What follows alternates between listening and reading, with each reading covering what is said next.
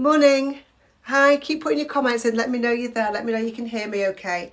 Just making sure my clock's set up okay. Morning, Kira. Morning, Ellen, Louise, Mira, 6665. Hi, how are you? Biani, Iram. Thanks for joining me. Make sure you're putting some likes in and put some comments in, and this live can get sent out to so many more people, and I can help lots more people. I can make theory easy for loads more people today. I'm good, thank you very much. How was your weekend? So is anybody here preparing for a theory test? Let me know when it is. Let me know what you struggle with. Let's have a bit of a chat for just a few minutes, and then we'll get started with today's lesson. I'm covering some good stuff today. I'm covering traffic light technique first of all. So if you are someone who ever struggles, 5th of April, so plenty of time. The 24th, still plenty of time. I don't know what date we are now, actually. I have no idea what date we are. We are the 40th. Oh, so 10 days. It's loads of time. You just passed, says Charlie. Oh, Charlie Louise, I've seen your name, haven't I? Awesome. Congratulations. That's brilliant news. Signs is one you struggle with, and so does everybody. Do you know the basic rules about signs, about the shapes? Because that will help you more than ever. You just want to pass it. It's been so long. I'm sure. Yeah. Do you have an? I don't know what that means. You got yours at 6, Holly. Oh, stay with me. Keep asking questions. If I can answer them, I will. But if you can ask specific, awesome, Tom Shot. Congratulations. If you can ask specific questions rather than quite vague ones, because quite vague ones, I mean, can you tell me all about signs? Can you tell me all about hazard awareness? Can you tell me all about documents? That's a little bit too much to do in one response. If you don't pass, you're going to cry. You'll pass. You'll pass. Is anybody watching me here for the first time? Let me know who's here for the first time. Have faith in yourself. Trust yourself that you are going to pass. I don't have tips about stopping distances, Zoe, because they're not in the theory test. So I don't do tips about those. I did do a long time ago, but not anymore. You want to start doing driving lessons? Awesome. Seen me loads of times. Anybody seen me for the first time? TikTok be first time, Olivia, first time. How many questions are in the theory now? You'll get asked 50 questions, or learners get asked 50 questions. These are score 43 to pass. So 43 out of 50 to pass. So random questions. They won't be the same as in your practice, but they'll be similar. Lots of people watch me for the first time. Let me tell you who I am. My name is Annie. I'm an ADI. That means I'm an approved driving instructor. I'm also an audit trainer. And I'm a theory test expert. I'm here to make theory easy for you. I've created a course, and in the course there's loads of stuff that will help you to learn the theory of driving before you start answering questions. The questions, the DVSA questions, practice questions that are in my course, that are in any up-to-date app, any up-to-date book, they're all the same questions, but they're not the actual theory questions. They're just similar. They're very, very similar. So if you go through my course, go through my questions, then you'll be able to pass your theory test. Same as when you did it, yeah. Same as 3 years ago, yes, 50 questions. So my course, I'll get it pinned, added and pinned for you to have a look at. It's got everything you need. It's only the price of 1 hour driving lesson while I'm live. So have a look at the pinned link. If you're struggling to pass, if you want to make sure you pass on your first attempt, if you have dyslexia, or if you don't speak English as a first language, if you don't have any motivation to study, then this course will help you do that. So that is there pinned for you. Have a look at it, and let's get on with a question to start off with. I'm trying to find my own account on here. So, what does this sign mean? Who knows what this sign means? Let me know. Put your answers in the comments. What does this sign mean?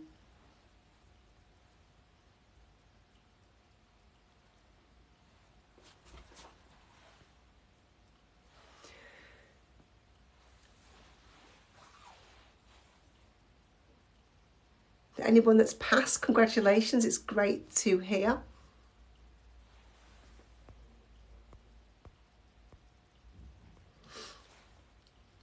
Thank you, Invest. And James. So it's a sign you really do want to know what it means, whether you're taking a theory test or whether you're a driver. You need to know what this sign means if you're driving along. And this sign means with flow bus lane. It's showing you there are 2 lanes on a one-way street. One lane is for buses and one lane is for other vehicles. Does that make sense? Let me know. Give me a yes if that makes sense. It's just showing you it's a with flow bus lane. It's not a contra flow bus lane. It's a with flow bus lane. The buses will be flowing in the same direction as the other vehicles. So if you're driving, you'd be in one lane and buses would be in the other lane, and you'd all be going in the same direction. This sign, these 2 signs now show you the difference. This one's the with flow bus lane, and then this one is a contra flow bus lane. This one is showing you there are 3 lanes of traffic on a one-way street. One for the buses would be going down the road, two lanes for other vehicles which would be travelling in the normal direction up the road. Does that make sense? So a question that so many people get mixed up with. So with flow bus lane doesn't have any arrows on it. Contra flow bus lane has arrows on it because you need to know the buses are be going in the opposite direction. Contra flow, against the flow. So go through another question. Thanks for the likes, 5.9 thousand likes already. Thank you so much. Keep them coming, that'd be awesome. Why would the bus go the opposite direction? So the buses have a lane for themselves. They're not held up by any other traffic. You need to read up about that if you're doing your theory test, because you need to know. And as a driver, you need to know that. Buses, bicycles, taxis might be going against the flow. So they've got a lane all to themselves and they're not going to be held up by other vehicles, are they? So why are vehicle mirrors often slightly curved? Is it because they give a wider field of vision? They totally cover blind spots. They make it easier to judge the speed of the traffic behind. They make the traffic behind look bigger. So, put the answer A, B, C or D. Let me know what your thoughts are.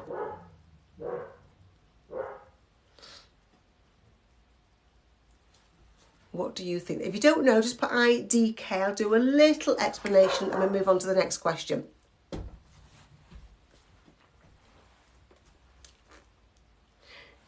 It is definitely not all of them. Okay, let's do a little explanation. And then we'll come up to the answer. Is that okay? So you've got 3 mirrors in your car. You've got your middle mirror. I call it the middle mirror or interior mirror. And you've got 2 door mirrors. Your interior mirror has flat glass. So what you see in that mirror is a true picture of what's behind you. Look at the middle mirror and look at the car, the red car, and the lady with a Dalmatian. Okay, now look at that red car or that person with a Dalmatian in the door mirrors. How do they look? What is the difference? Because you're looking at them at the same time. What's the difference in the door mirrors than the... Can anybody put the answer in here?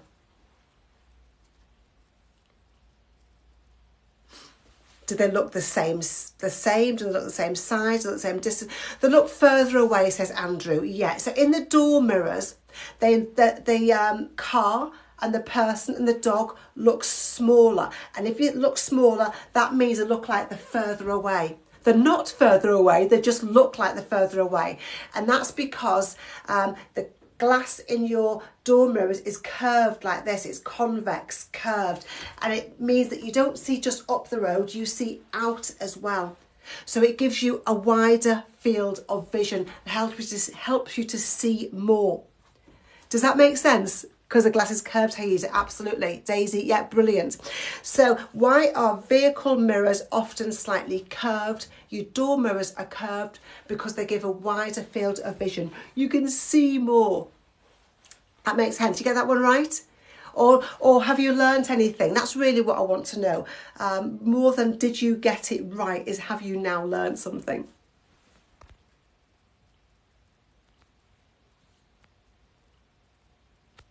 Hi Siobhan, how are you? Yay, awesome, awesome. So in your door mirrors, it's making things look smaller than they really are. They look further away than they really are. That would be dangerous.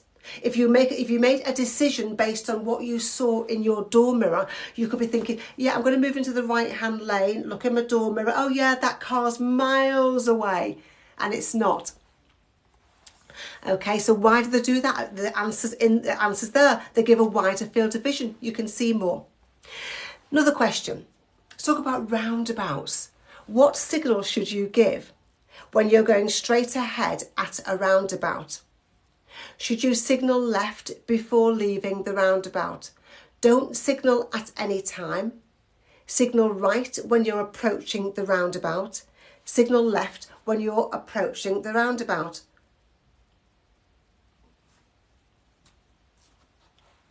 I'm going to show you how easy this is. I'm going to give you a mini lesson on roundabouts, if that's okay, because lots and lots of people struggle. I'm just going to make it easy for you. So we've got A's, B's and C's in the answers.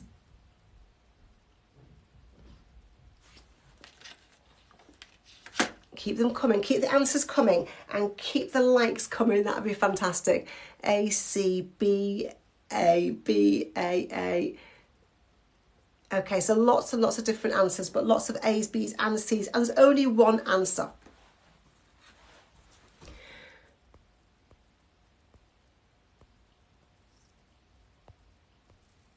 I've just got to delete somebody, won't be a second. Okay, so let's talk about signalling at roundabouts. Using this, I've got this picture here to explain things to you. Okay, so there are two signals you need to know about when you're driving around roundabouts. The signal that you will use to drive towards the roundabout, that's when you're approaching, and the signal that you will use to come off the roundabout, that's when you're exiting. Okay, does that make sense? So I'm going to talk about two separate signals. You might be signalling twice at a roundabout, depending on where you're going. So here is a picture of a red car approaching a roundabout, and there are three exits: left, ahead and right. And we're going to talk about the signal to approach the roundabout. So when the red car is here, what signal would it be giving? If this red car was going left, it's really simple. It's really, really simple. If this red car was going left, it will be signalling left here. If this red car was going right, it will be signalling right when it gets to here. If this red car was going ahead, it would not be signalling. It would not signal as it approached the roundabout.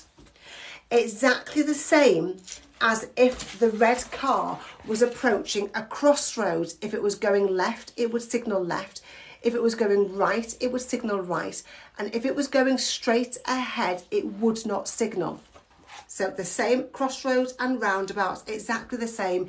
If you're going ahead, you don't signal as you're approaching the roundabout. Let me know if that makes sense. That's as easy as it is, honestly. If you're going ahead, there is no signal, there's no indicator on our car to say we're going ahead. You do not signal left if you're going ahead. You do not signal right if you're going ahead. That's a misleading signal. You're telling people you're doing something that you're not doing. So it's misleading, it's dangerous, it's wrong. Does that make sense? It's that if you're going ahead, no signal as you approach. Makes sense, says Sam. Fantastic. I'm not wrong. I am absolutely right. So thank you. If you want to do your own lesson and teach people the wrong thing, that's absolutely fine. But I am absolutely right. And now a lot of people are misled. A lot of people think differently. But that's the exact correct signalling. I know I'm right. I've been doing this job for many years. Okay, so that's the signal to approach. Now, let's talk about the signal to exit the roundabout. That means to come off the roundabout. Now, the rule is you will always signal to come off a roundabout. Does that make sense? You will always signal to come off a roundabout. So, which way would you signal to come off the roundabout? Just a reminder, guys, I'm a driving instructor. I've been a driving instructor for over 10 years. I'm an audit trainer, and these are the rules of signalling at roundabouts.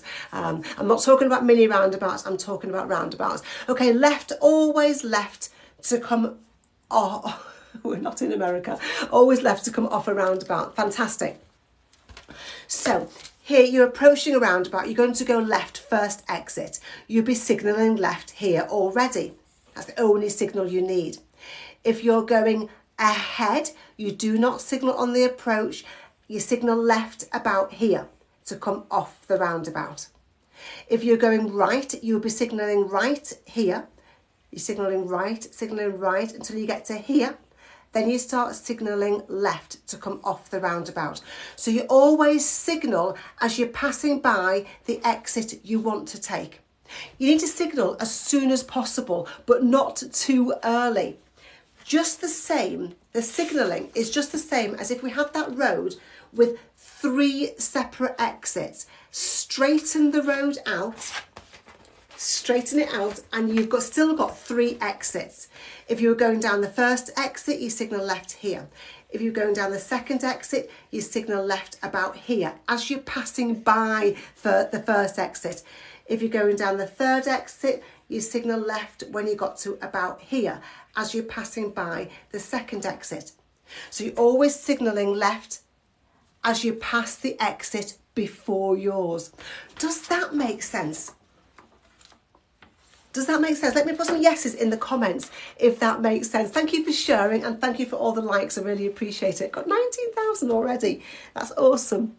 It does make sense. Brilliant. So the rules at roundabouts therefore are really, really simple. As you approach the roundabout, you're going left, signal left. You're going right, signal right. You're going ahead, do not signal. You always signal left to come off as you're passing the exit before yours.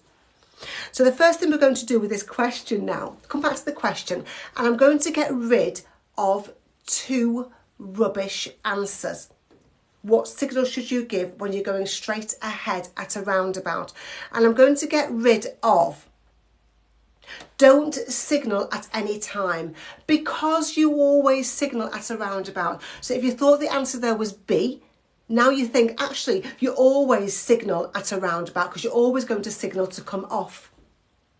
And we're going to get rid of D, signal left when you're approaching the roundabout. You wouldn't signal left when you were here, because if you were going down the second exit, you wouldn't do that, would you? So we get rid of those. We've got 2 possible options left.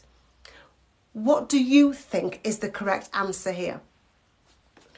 What do you think is correct? Is it A, signal left before leaving the roundabout? Or is it C, signal right when you're approaching the roundabout? If you're going ahead, think about which one of those is not the right answer. You don't signal to say what you're not doing. So I know some of you have just joined. If you're saying signal right, you're going ahead, why would you signal right? It's exactly the same signal. Can't find it now. There you go.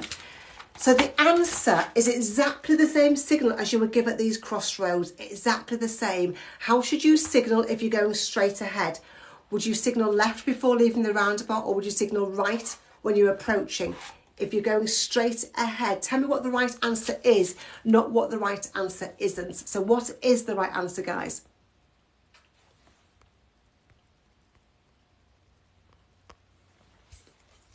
What is the right answer? Awesome, brilliant. Loads and loads and loads of you getting that right now.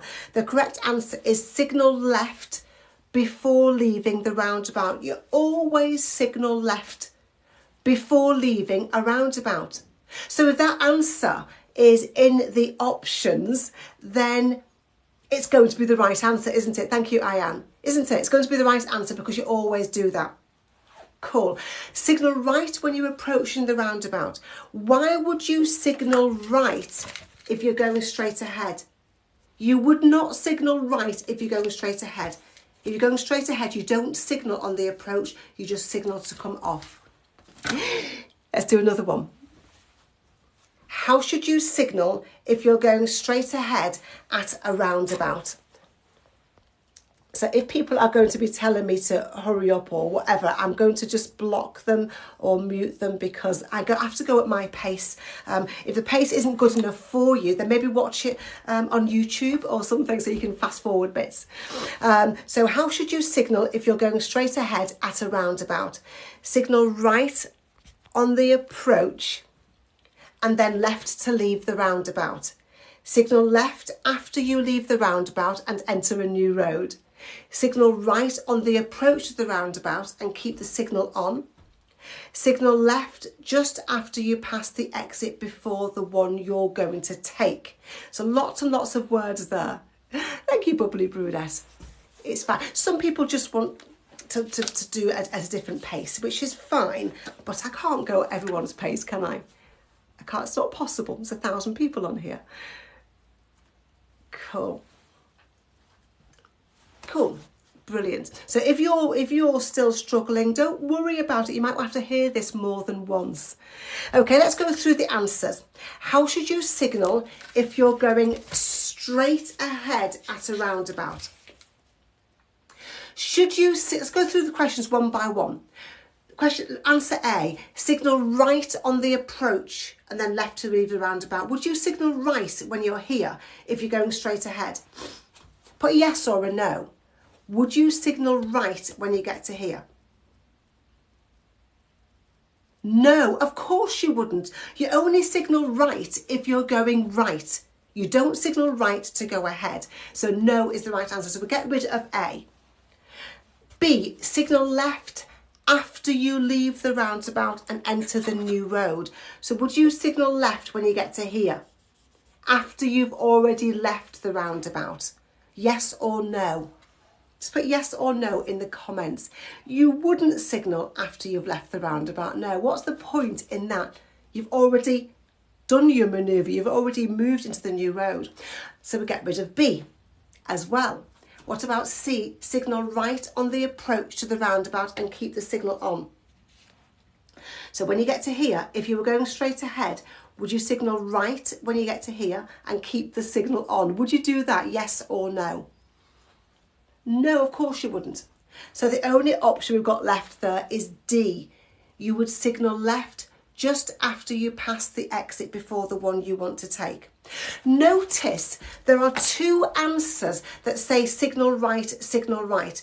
Two answers that say that because that's what people are getting mixed up with. Lots and lots of people think you should signal right and then signal left if you're going straight ahead, and you don't. If you're going straight ahead, you do not signal on the approach. And that's why they've got those two, to get that out of people's minds. The correct answer is no signal on the approach, and then D, signal left just after you pass the exit before the one you're going to take. Has anybody learnt anything? Let me know. Hi Scott, how are you? Let me know, has anybody learned anything that helped anybody? Now to talk about mini roundabouts for a second. At a mini roundabout, if you're going left, you signal left. If you're going right, you signal right. And if you're going straight ahead, you do not signal on the approach. To come off a mini roundabout, you might not signal because you might be too busy steering. Mini roundabouts are very, very tight, very small, and you might not have time to signal to come off. It depends on how big the mini roundabout is. My name is Annie. Who's watching me here for the first time? Yes, NX, a roundabout. Every time you come off a roundabout, you signal left. You need to let people know that you're coming off. Otherwise, how can they plan to come on the roundabout? If you're planning to come onto a roundabout, you want to know the people going round are going to come off. We need to let people know what we're doing.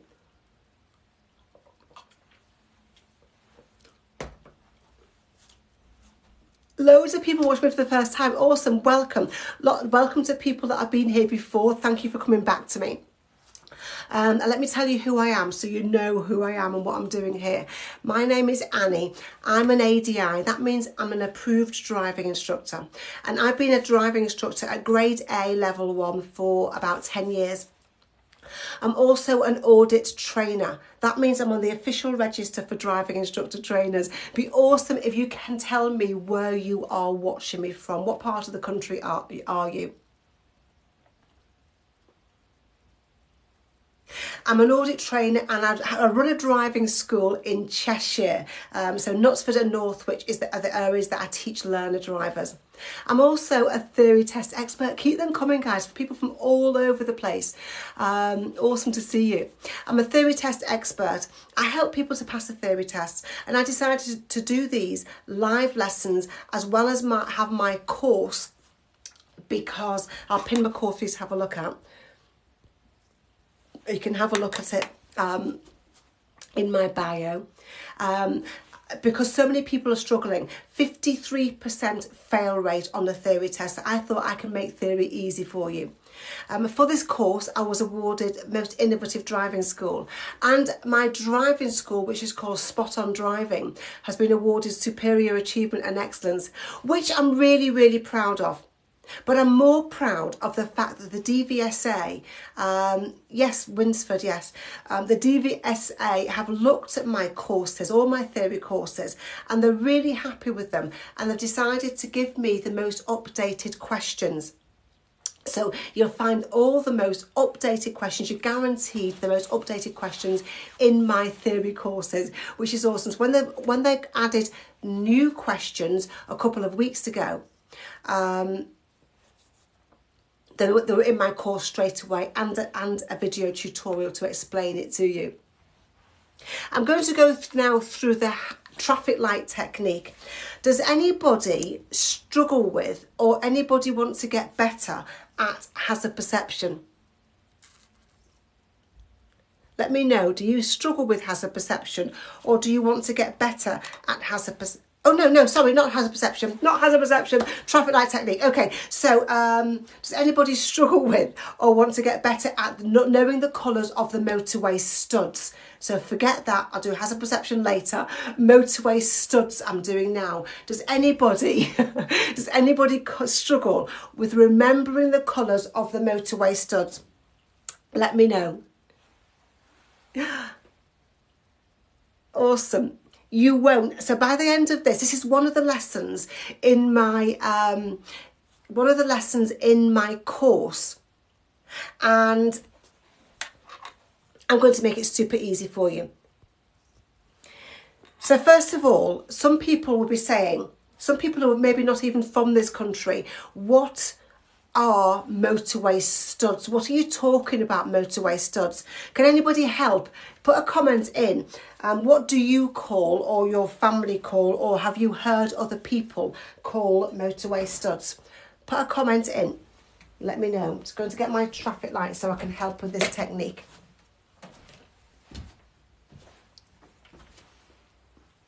Yeah, so lots of people call them cat's eyes, don't they? So a lot of people call them cat's eyes. Because when a light shines on cat's eyes, they'll shine up really bright. When a light shines on motorway studs, they shine up really bright, okay? So motorway studs, some people call them cat's eyes, but we will call them motorway studs in this lesson and while you're doing your theory, because you don't want to get confused about what you're talking about. And what are they there for? Well, I said that they shine up. So you've got different colours in between different lanes. So when you're driving at night time, your car lights will shine onto the motorway studs, and they will shine up, and you will see them as different colours, so you know which lane you're in. Go back to that picture. Does that make sense? You'll know. I mean, if it was dark now or really foggy, the yellow car driver would know it was in lane 2 because it can see white studs to both sides of it. Does that make sense why you need to know them? Driver's hours. This is for PCV. I'm not doing PCV right now. I'm doing car learners. It's all in my course though. PCV course. Yeah, awesome. So there are 4 different colours. You've got red, white, amber and green. So do you agree that it should be really easy to learn 4 colours? And what's happening and what's been happening, the reason you're struggling is because you look at questions and try to memorise the answers. You're not trying to learn the colours of all of those 4 motorway studs. What you're trying to do is memorise the answers to questions. Let me know if you agree with that. Let me know if that's what you do.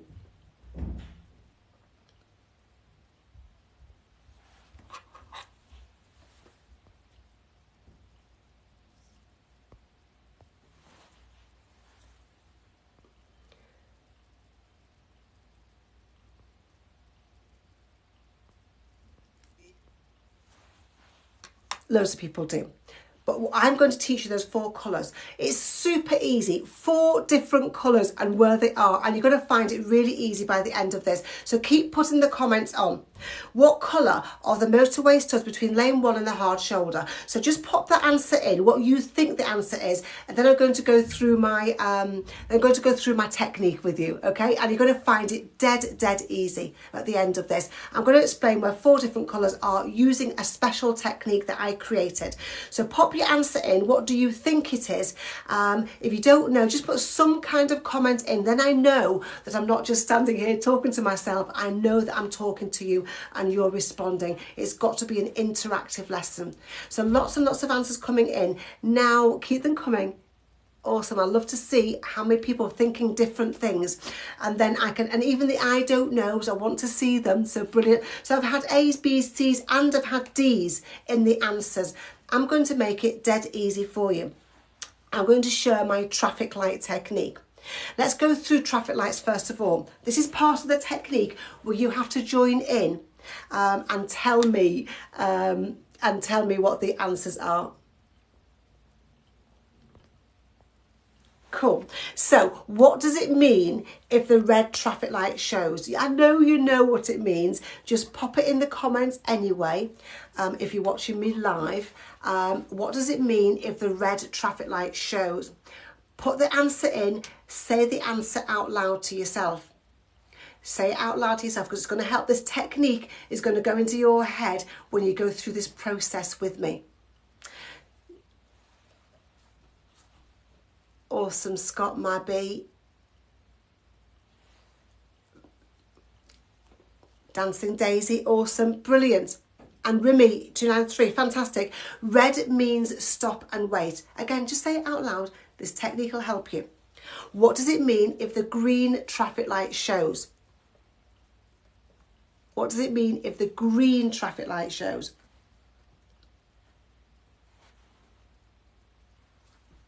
Keep your answers coming. Ashley, awesome. Katie, Ellie, awesome. Loads of great answers. So green means go.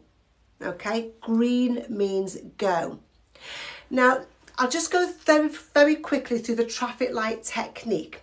The traffic light sequence is red, red and amber, green, amber, red. That's the sequence. What does red and amber mean?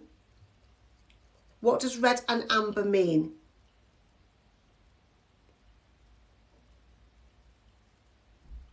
It's going to come before the green. Okay, and what does amber on its own mean? What does amber on its own mean?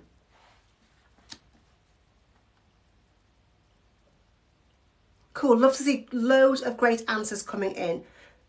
But Pugsy's got it, absolutely. So red and amber means stop and wait. Amber means stop and wait. Amber, the colour that's in the centre here, the one that's in the middle, it means stop and wait. If this one is showing, it means stop and wait. It doesn't mean you can get ready to go. It doesn't mean get ready to stop. It means stop. Okay, so you can get ready to go, but it means stop and wait for green, or stop and wait because red's coming on. So you need to know, that's the traffic light colours. Now you need to know which colours are in which lanes with the motorway studs. So let me explain to you about my traffic light technique. First of all, where do you go if you're breaking down and you need to stop your car? So you're driving down on a motorway, Thank you for following me, guys. Don't forget to follow me, don't forget to share. Let's get this technique to so many people that can join now and still learn. So where do you go if you're driving on a motorway and you're breaking down? Thank you, Ashley.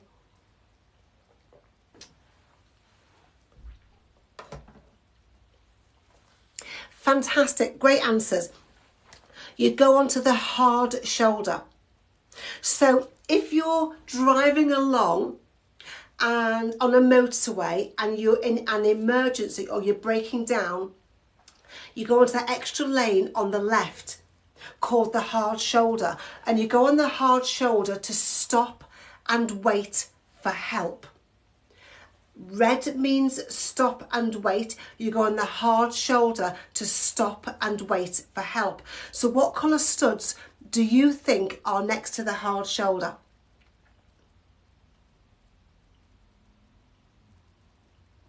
What colour studs do you think are next to the hard shoulder?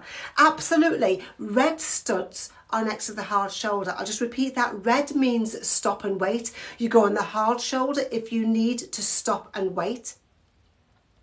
So red studs are next to the hard shoulder.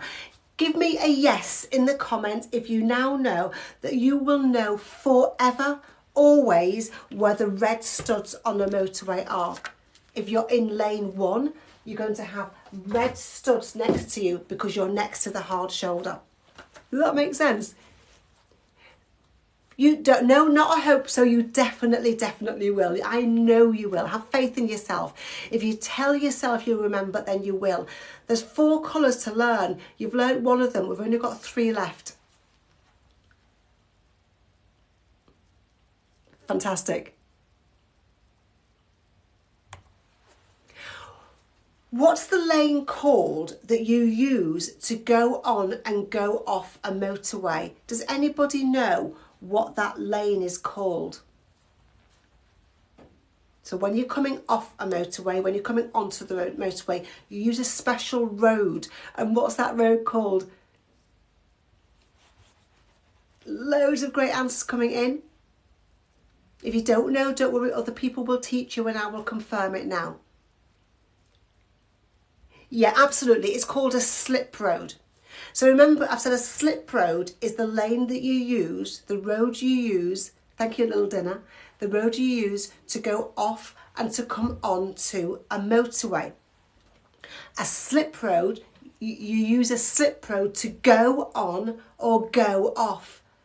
Green means go.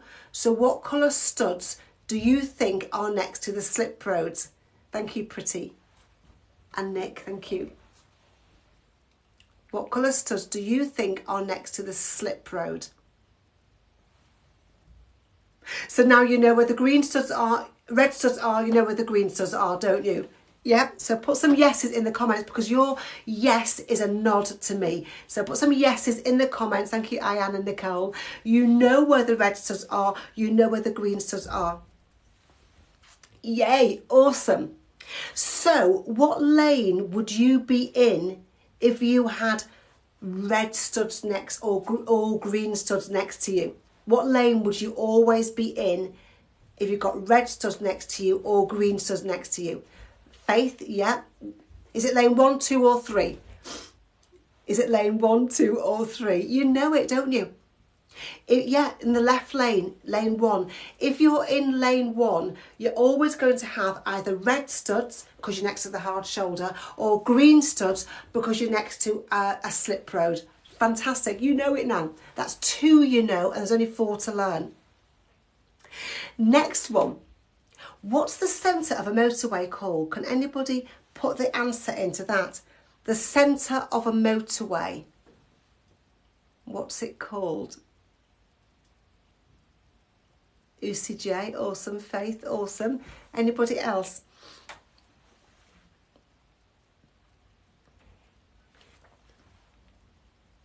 It's called, brilliant, the centre of a motorway is called the central reservation.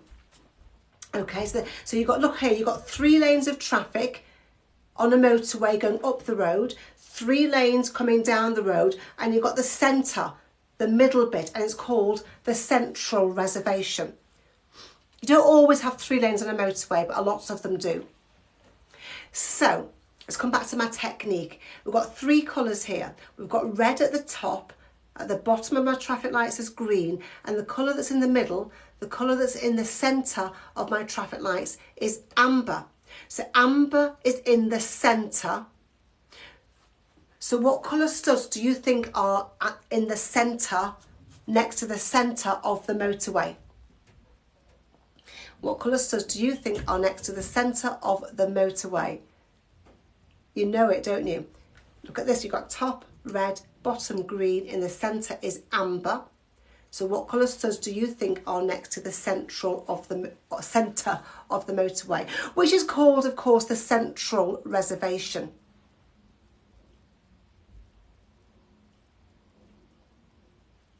You know it, don't you? Of course it is. Of course it is. There's only one colour next to the central reservation. There's only one colour next. It's not 2 different colours. It's one colour. Okay, and it's amber. Yeah, amber studs are next to the central reservation. Okay, if you're in lane 3, you would have amber studs next to the central reservation. You would have white studs to the other side of you, but the studs next to the central reservation is one colour. That's 3 that you've learned. You've learned red, you've learned green, and you've learned amber studs. And there's only white. The 4th one is white. Super easy to learn. White studs are just between the lanes. If you're in lane 2, you will have white studs to both sides of you. Does that make sense? If you're in lane 2, you'd have white studs to both sides of you. If you're in lane 3, you'd have amber studs next to the central reservation and white studs to the other side of you. If you're in lane 1, you'll either have red or green to the left of you and then white studs to the right of you. Does that make sense? Isn't that super easy, that technique? Should we go through some questions? Put some yeses in if you've learned from that technique.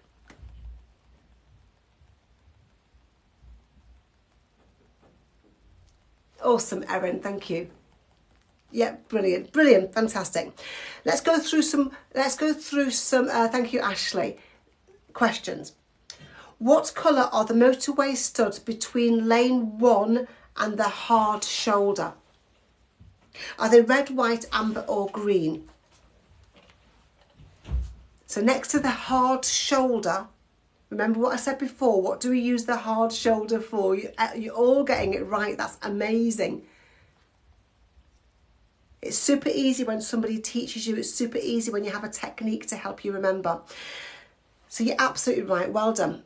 Loads of you got that one right, it's red. Red studs are next to the hard shoulder. You go on the hard shoulder if you need to stop and wait. Red traffic light means stop and wait. So red studs are next to the hard shoulder. Next question, what colour are the motorway studs on both sides of you when you're in lane 2? What colour are the studs on both sides of you if you're in lane 2?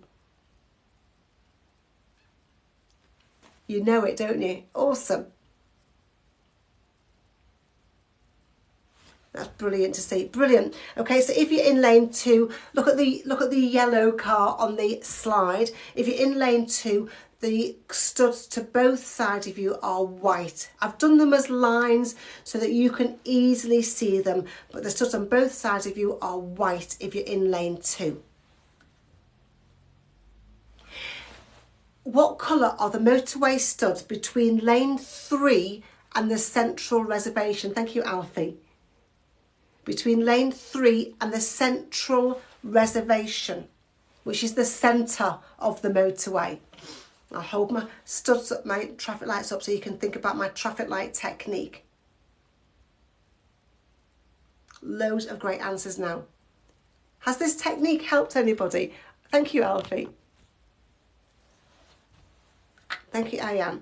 Yeah, absolutely. Next to the central reservation are amber studs. You've got red at the top, green at the bottom. In the centre is amber. Next to the centre of the motorway is amber. The centre of a motorway is called central reservation. I've got it now. Awesome. What colour are the motorway studs next to the slip roads? Think about the slip. What do we use a slip road for? Are they red, white, amber or green? Next to the slip road, what do we... Just talk to yourself now. Say the words out loud I asked you to say before. What do we use a slip road for? We use a slip road to go on and go off a motorway. Well done. Who said that? Green, me, Beth. Awesome. The freckles. Yeah, awesome. Brilliant answers. So green, we use green studs next to the slip road. Green means go. We use a slip road to go on and go off a motorway. So green studs are next to the slip roads. That's it. That's my traffic light technique. You now know all 4 colours and you'll be able to answer that theory test question super easily. And when you're driving on a motorway or a dual carriageway and you are suddenly plunged into dark or bad weather, very heavy rain, you will know what lane you're in because you know those colours. Go and teach them to somebody else. Say them out loud to yourself. But teach somebody what I've just taught you and the information will go in straight into your head. You need to know this for LGV as well. And I've included this traffic light technique in today's lesson because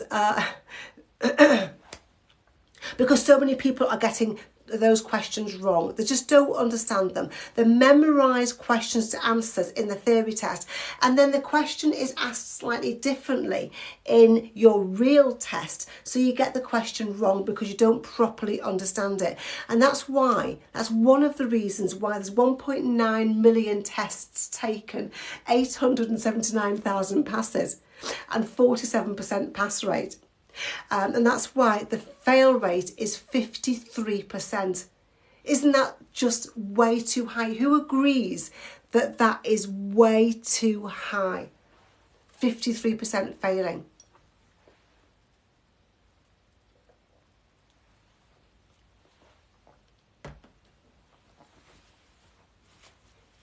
It is way too high, isn't it? People are failing for all kinds of reasons. They're failing because you tell me why you think people are failing, because I love to see different things coming up. People are failing because they don't understand the wording of the questions. People are failing because they have dyslexia. They're second guessing themselves. They have anxiety. They're rushing. Yeah, they think it's dead easy because most of the questions are easy, aren't they? A lot of the questions are easy, so they think they'll just be able to fluke a pass. They're failing because they have dyslexia or they can't read very well or English isn't their first language. They have no motivation to study. Do you agree with that?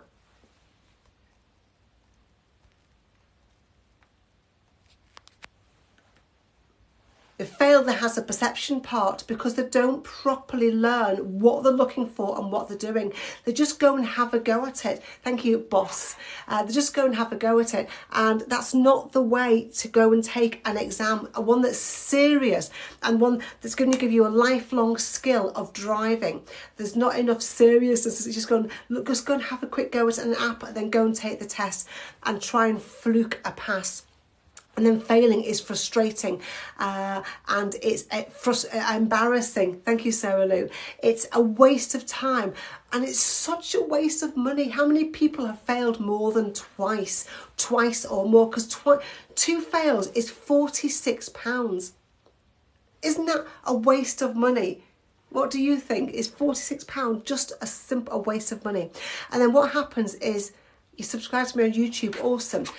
If you want to subscribe on YouTube, click this link and you'll see a button to subscribe to me on YouTube.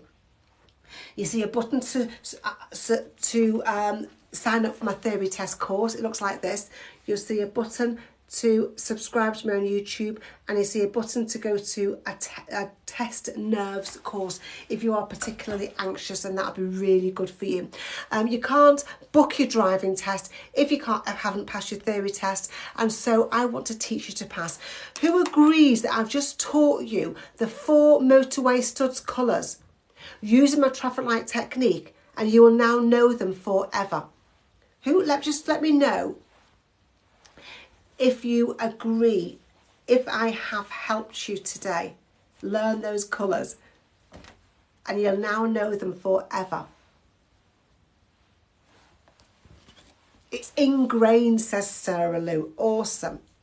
If anybody's asking me to repeat it, well, obviously I cannot repeat a whole technique. I have to move on. But yeah, how can I repeat it? How can I keep going back? Cool. Lots of people have already seen it. You're too late. This will go onto YouTube. Don't worry. So I created theory test course. If you haven't heard all of my technique, it's there. It's in this course. It's everything in there to help you. I've put together worksheets and video tutorials. I've put together fact lists, all the official questions. Thank you, Vicky. I've put in case studies, anxiety techniques, games, all kinds of stuff so that you will be 100% prepared to pass your theory test. It's helped way more than 5,000 people so far to pass. More people every single day. The price you pay for it is not $69.95. It's only $34.99, but that's while I'm live. Let me show you what's in the theory test course and how you'll go through it to guarantee you're 100% test ready. Go to the introduction first, so you've got a really good understanding of what's expected in the theory test and how to go through the course. There are 14 different theory test topics. Let me show you what's in the accidents topic. You can download and print off a worksheet to fill in if you want to. You can fill it in while you're watching the video tutorials.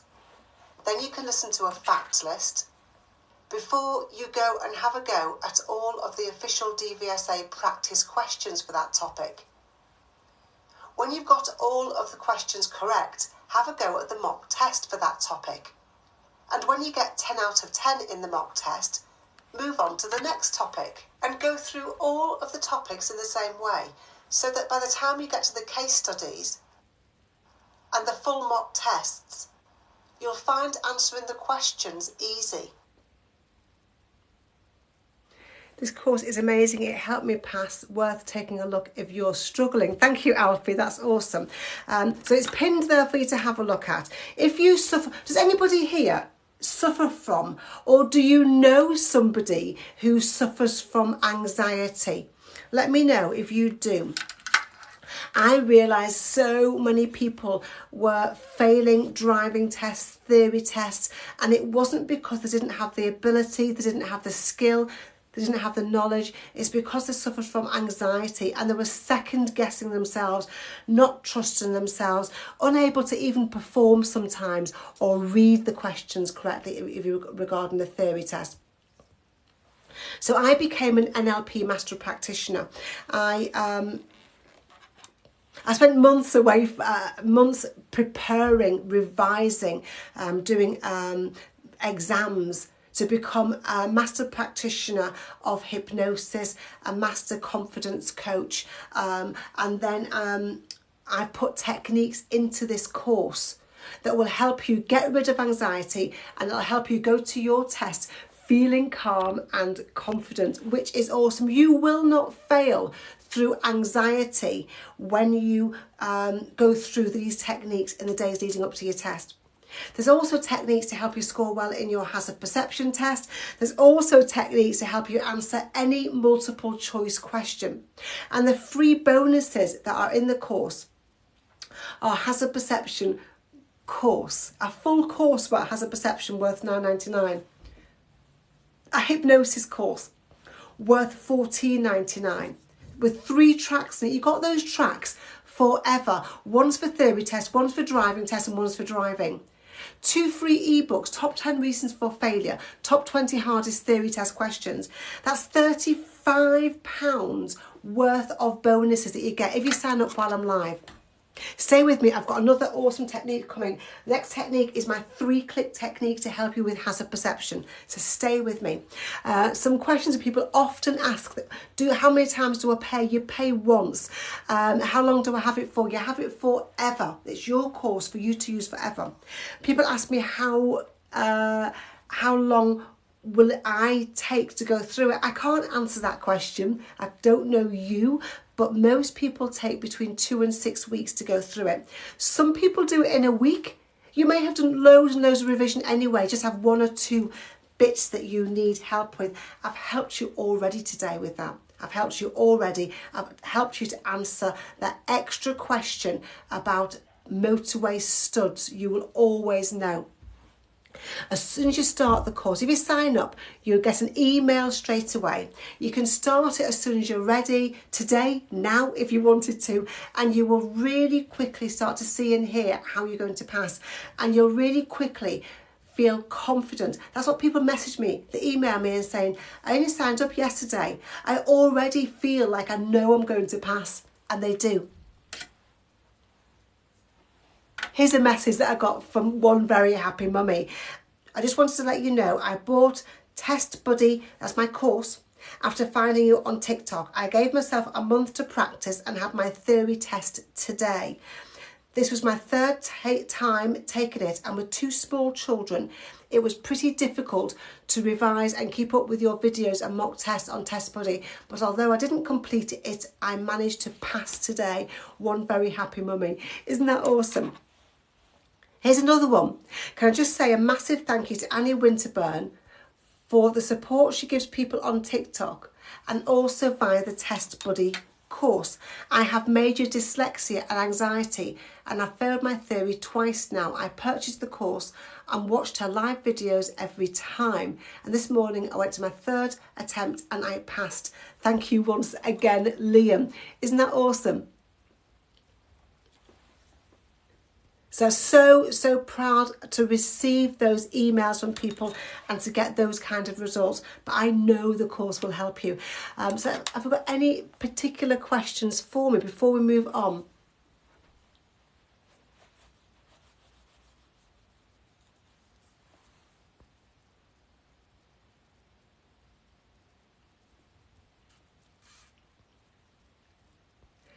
So I'm not going to go through other topics. I've got my plans for today. The plans for today are traffic light tech, you've got them written down over there. Traffic light technique, which I've just done. My 3-click technique, which I'm going to do next. Know your speed. So we've got some speed, a speed lesson. Easy arm signals. I'll teach you the arm signals. Make them dead easy for you. Does they have signs? Yes, signs are in the course. Every topic's in the course. Every single topic's in there.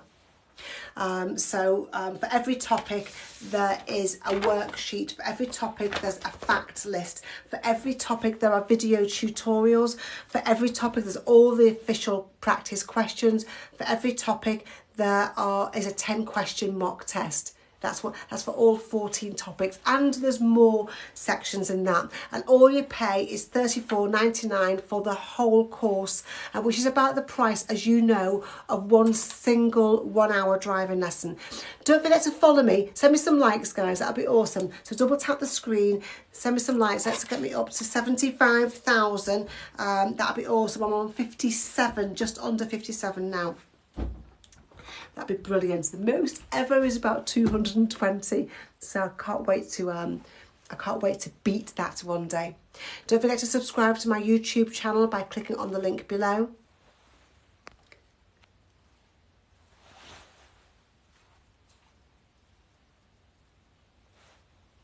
Cool. Is there a way I can tell apart the new theory questions from the old ones? Well, you can if you're on my course, because the new theory test questions are in my course.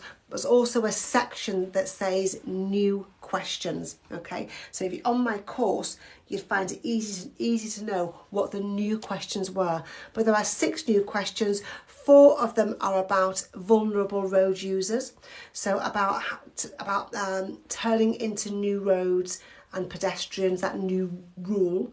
Overtaking horses and overtaking cyclists.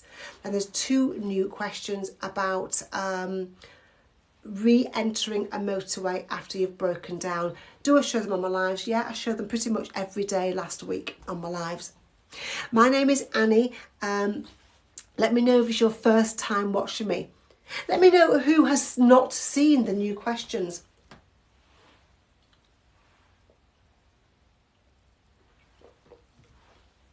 Who here has not seen the new questions? I've showed them lots and lots of times, so lots of people haven't seen them. Okay. Well, if you go onto my YouTube account, you will see that they are all there, 6 of them. The 6 questions, and I've done question 1, question 2, question 3. So 6 very short videos that I shared about 2 weeks ago. So if you scroll, you'll see those.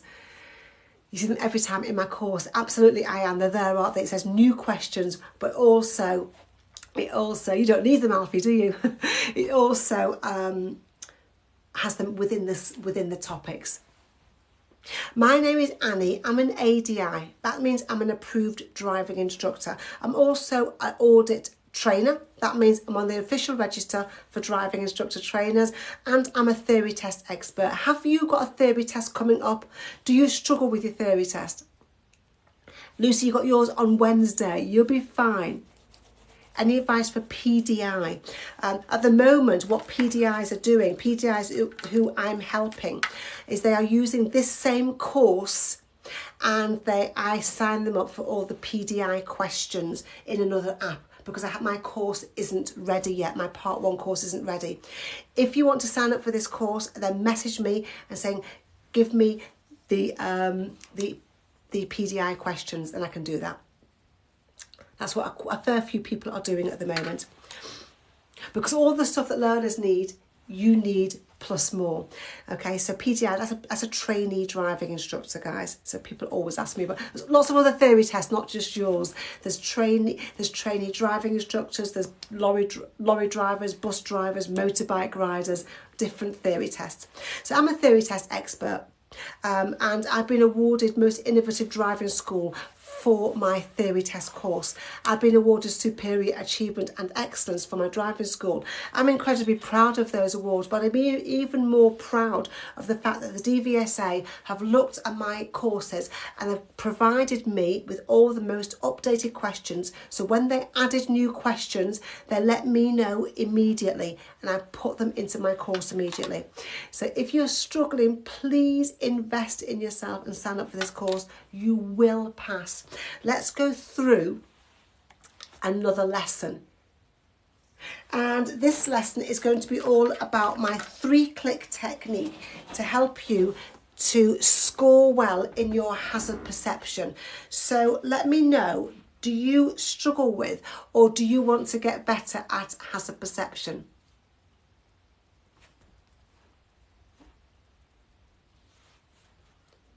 Who struggles with hazard perception or wants to get better? Just put me in the comments if you would like to get better, or any other comment, it's fine.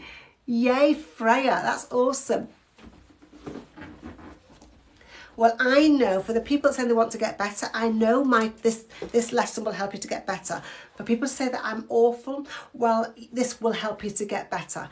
If you sign up for my course, just as a reminder, you'll get hazard perception in the course, but you'll also get a free course worth $9.99 all about hazard perception. It's called my hazard perception course. Anyway, so have a look at the pinned link to see how that can help you, because you don't want to keep going and passing the questions and failing the hazard perception. So I'm going to talk about my 3-click technique, but first of all I want to talk about what you're looking for and how you're scored, because that will help you to follow my 3-click technique. I need interaction throughout the whole of this lesson. Good morning, Miss Shirley, how are you? Miss Shirley? So first of all,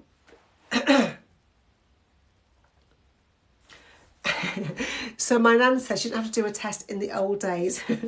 I took my test 36 years ago, and what they did, just as a point of interest to you, 36 years ago, what they did, at the end of my test, they got the highway code out, flicked it open and asked me a question, flicked it open again, asked me another question, flicked it open again and asked me a third question. That was my theory test.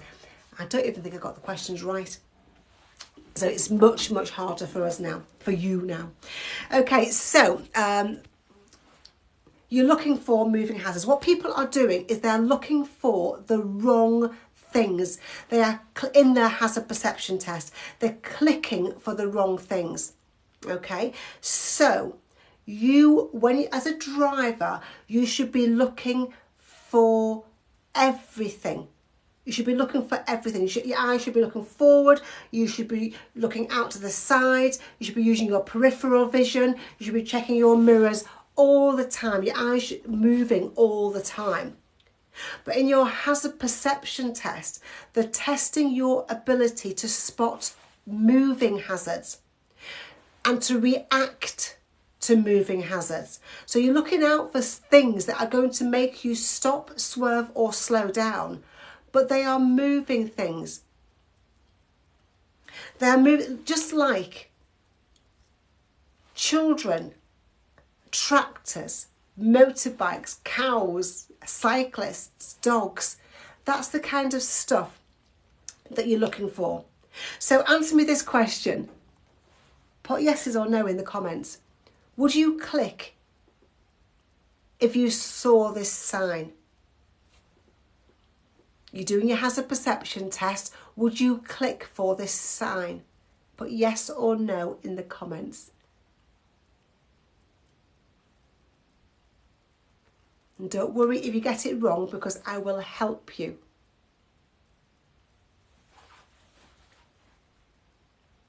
And okay, so the answer there is no, it's not moving. Remember my previous slide? I'll go back to it. You're looking for moving things like cows and dogs and children and tractors and bicycles. The sign is not a moving thing. Why is the sign there then? Why is the sign there?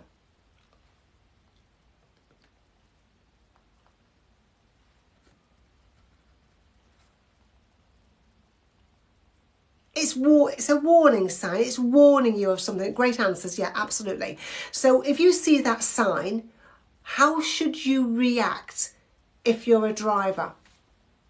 What should you be doing? You're driving along, you see that sign that says there's a hidden dip. It's a triangular shaped sign. Triangle signs are warning signs. Look, triangle W. Triangle signs are warning signs. So it's warning you. You should be slowing down. You definitely should not be speeding up. Okay, so you don't speed up towards a hazard. So you're probably going to be slowing down, easing off the gas before you slow down. Come on, if you're having driving lessons, you should be saying this first of all. What do you do before you slow down, before you speed up? What should you be doing before you slow down? Oh, absolutely. Some people, you have driving lessons. Awesome. You should be checking your mirrors. You want to know what's behind you and how close it is to you. So the first thing you do is check your mirrors, then you ease off the gas, and then you're looking out for the hazard that's going to make you stop or swerve or slow down. So if you're watching your hazard perception test and you saw this sign, you're now looking out for that hazard that's going to make you stop or swerve or slow down. So I've told you what you're looking for. Does that make any sense? Put a yes in the comments if that makes sense. Because if you click for that sign, and then you click for another sign, then you click for a junction, then you click for a roundabout, you're going to be clicking too many times and fail. So the sign is not the hazard.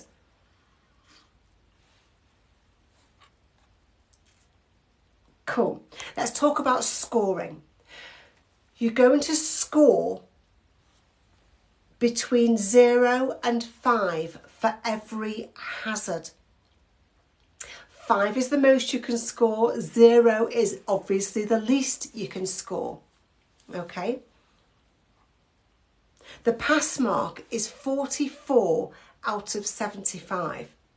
So you're going to watch 14 clips.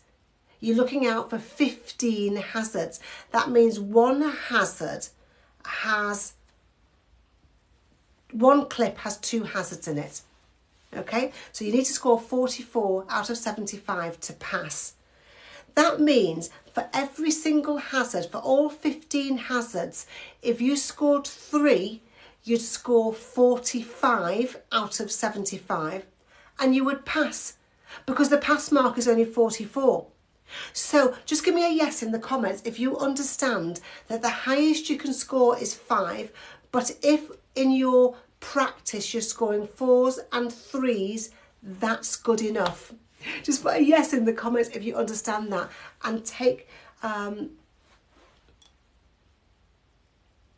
tell yourself 4s and 3s if you're doing the car theory. Okay, this is for car theory. It's not for lorry drivers, it's not for driving instructors. Driving instructors and lorry drivers need to score more, they need to score higher. But car drivers, learner drivers, need to score 4 and 3 is good enough. Yes. Okay, brilliant. Now let's look at how the DVSA score you. Let's go through a couple of clips about how the DVSA will score you. Excuse me. So tell me what you see in this picture. You're driving along, or you're watching this hazard perception clip. What can you see in this picture? Can you just put some one words in, answers that you can see, that you should notice? A bike, Paul, a bike in the left-hand lane, a motorbike. You might think it looks like a cyclist because the picture's very small, depending on how big your phone is. Yeah, cool. Okay, so what the left lane is closing. Good. There's a motorbike in the left lane and the left-hand lane is going to close. Brilliant. What else have you noticed?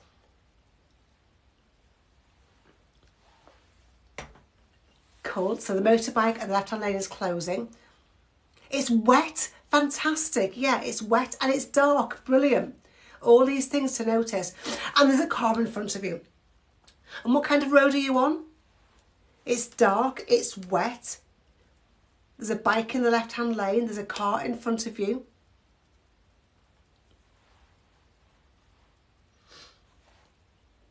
The car in front has his light on, you just can't see that. You're on a dual carriageway. It's a dual carriageway, yeah, fantastic. Well done. Okay, so what's the bike? What's the motorbike probably going to do? If you let me go through my technique before asking me more questions, I will answer those questions by the end. I'll give you lots of smiles back as you sent me lots of smiles, but just keep watching and you'll get that question will be answered. Okay, so the motorbike rider is probably going to move into your lane because that lane, the left lane, is closing. Yep, does that all make sense? Let me know, put a yes in the comments. Does that all make sense? Please double tap the screen. Like I say, please don't ask me questions about this technique because I'm going through it. Let me go from the start to the end and you will understand all of those. You understand that? Fantastic. So if you clicked now, you score 0. It's too early. There's nothing really happening. It wouldn't matter if you clicked now. Don't worry about it, but you wouldn't score. I will tell you all about how to score in a minute, so stay with me. If you clicked now, when the motorbike rider has just put his indicator on, I don't know if you can see the indicator, but he's just put it on, you'd score 5, which is the highest you can score. Makes sense? Put a yes or letter Y for yes. If that makes sense, that if you click now, you'd score the most, which is 5 points. Yes, brilliant. If you clicked there, it doesn't matter. Don't worry about it. You're not only going to click once, you're going to click more than once. If you click a little bit later, you would score 4. If you click a little bit later, you'd score 3. Okay, so look at the motorbike is moved towards your lane and is leaning slightly. I'm going the wrong way there. Is leaning slightly towards your lane. So you'd score 3 if you click now. If you leave it a little bit later when he's almost in your lane, you would score 2. And if you leave it quite late, the car in front has braked, you'd score 1. And if you clicked now, he's all the way in your lane, you've had to brake quite heavily, you would score 0. It's too late to score. So depending on when you click as to how much you score. Stay with me. Let's go through the clicking technique now. This is my clicking technique.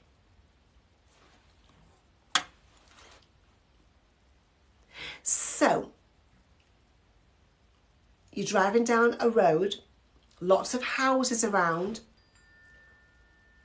and you notice that there's a bicycle cycling towards the end of his road quite fast, and you think, oh my goodness, can you see it there?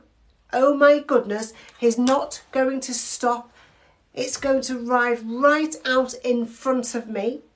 And it's going to make me stop or swerve or slow down. That's click number 1. Does that make sense? I need some comments in here, so put some yeses in it. Am I losing you or how are you with me? Just as you see that bike flying towards the end of the road, that's click number 1. Fab. Loads of people are getting that. Brilliant. It makes sense, CJ Courts. Fantastic. Okay, and let's go back to that slide. Same slide. If that bike stops before the end of the road, puts the brakes on really heavily and manages to stop before the lines, just ignore that click. Pretend you haven't clicked and just carry on looking for the next hazard. But if that bike does ride out in front of you, that's click number 2. Let me know if that makes sense. Put a Y in the comments if that makes sense. That's click number 2.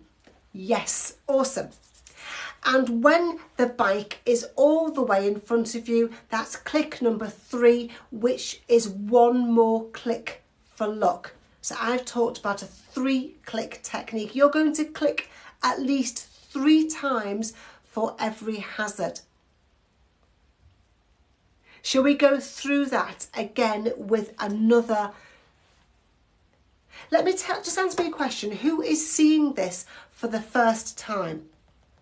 Just put me.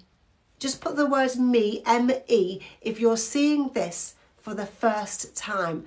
Andrew, Natalie, Emma, Donna, Beth, not Paul, Miri, Dom, Porcel, Andrew.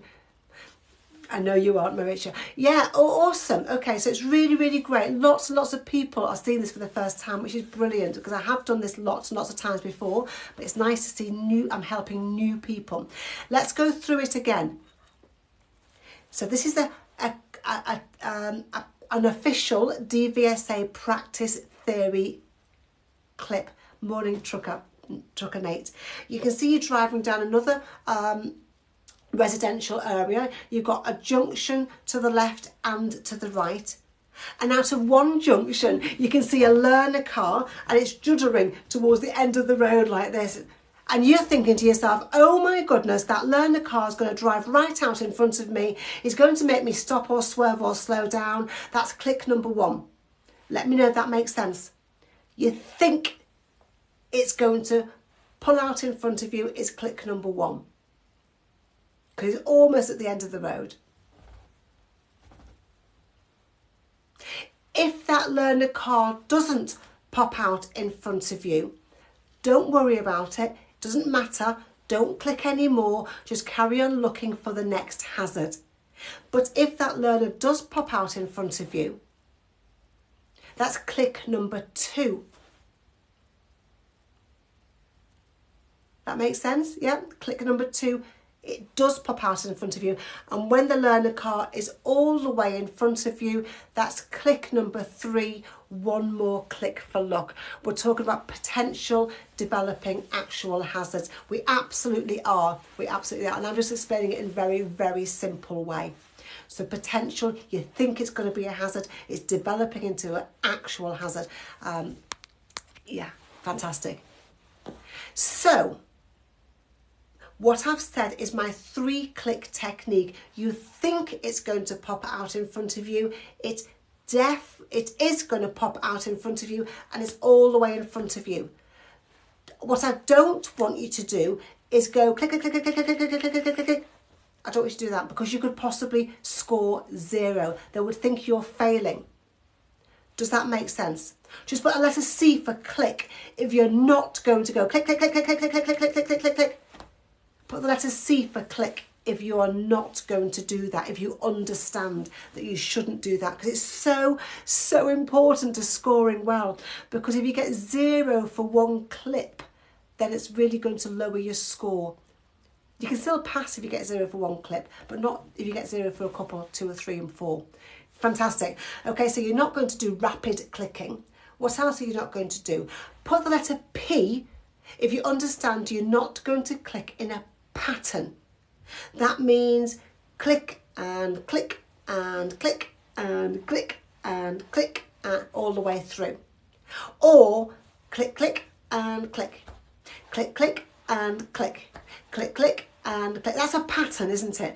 You're not going to do that. Put P if you're not going to do that. Yeah? Fantastic. What you are going to do is click at least 3 times for every hazard.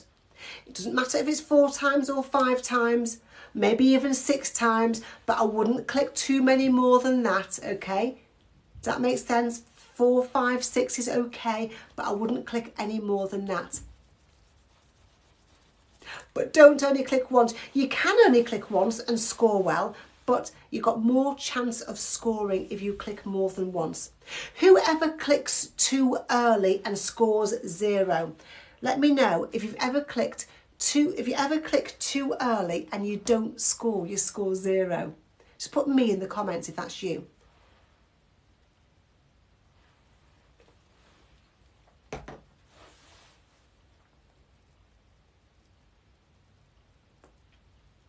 Okay, so driving instructors, lorry drivers, bus drivers, they all have to take the same hazard perception test as you. And they are people that have been driving for years and years and years sometimes. So they click too early as well because they spot the hazard really early. That's why you click more than once. That's why you click when you think it's a hazard, when you know it's a hazard, and when it's all the way in front of you. So clicking too early isn't a problem so long as you click again. Does that make sense? You shouldn't only be clicking once. I always clicked, this is more than 10 years ago, 12, 13 years ago, I always clicked too early. But when I learned this technique, it didn't matter because I would always click again and then again.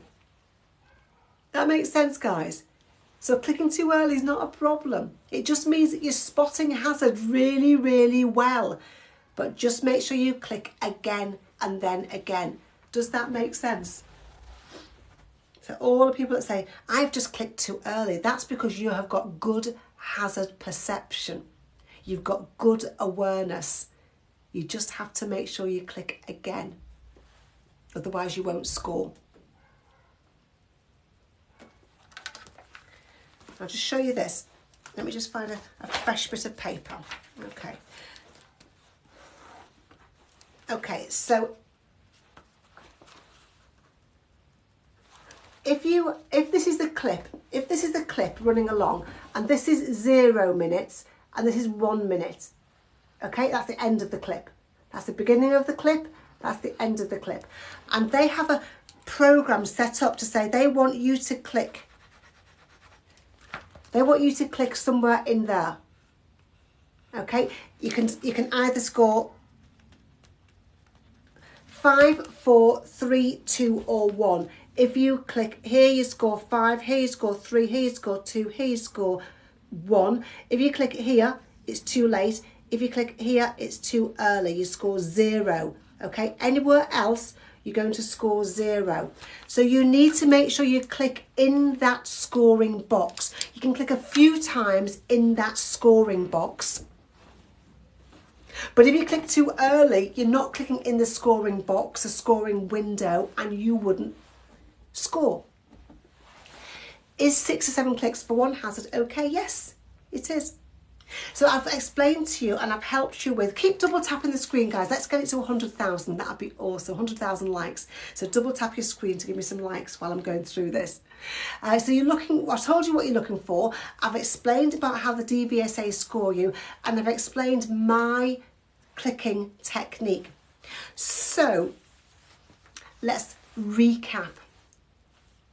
When you're watching, thank you, Reg.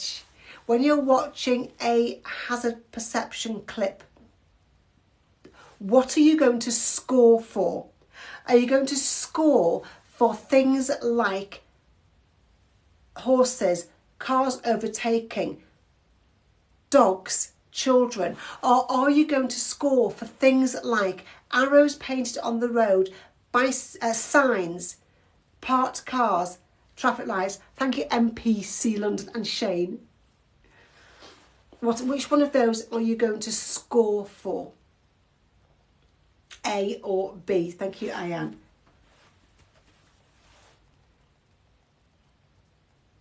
Awesome. You're going to score for moving hazards that cause you to stop, swerve or slow down, like the ones pictured in A. But we'll always want to notice things that are pictured in B. Let's take the parked cars, for example. You've got a row of parked cars. You're not going to click, but you're looking out for a certain hazard. What hazards could you be looking out for if you're driving down a road that has lots of parked cars? What kind of things are going to make you stop or swerve or slow down?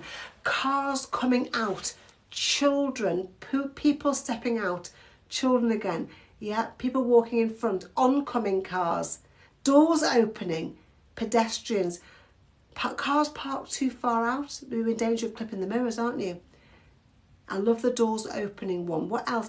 Cars moving off, Catherine. Yeah, awesome. Cyclists, absolutely. So they're the kind of things. So as you're driving down a road with lots of parked cars, what's the first thing you should do? As you start to drive down that road, what's the first thing you should do? If you're having driving lessons, I'm going to hope somebody says the first thing you should do is, what's the first thing you should do? Before you slow down, guys, come on, if you're doing driving lessons, you should know this answer. Before you slow down, what's the first thing you should do? Think about that hazard routine. Check your mirrors, Raluca Sky. Yeah. Super duper. Yeah, mirrors. Well done. So mirrors, signal, manoeuvre is the routine. Okay, so you're going to check your mirrors. You want to know what's behind you, what's to the side of you, potentially overtaking, how close the person is behind you. And then you want to slow down. Okay, mirror, signal, manoeuvre. Cool. So that's what you're looking for. What's the maximum score for turning? Okay, so I've explained that the most you can score is 5.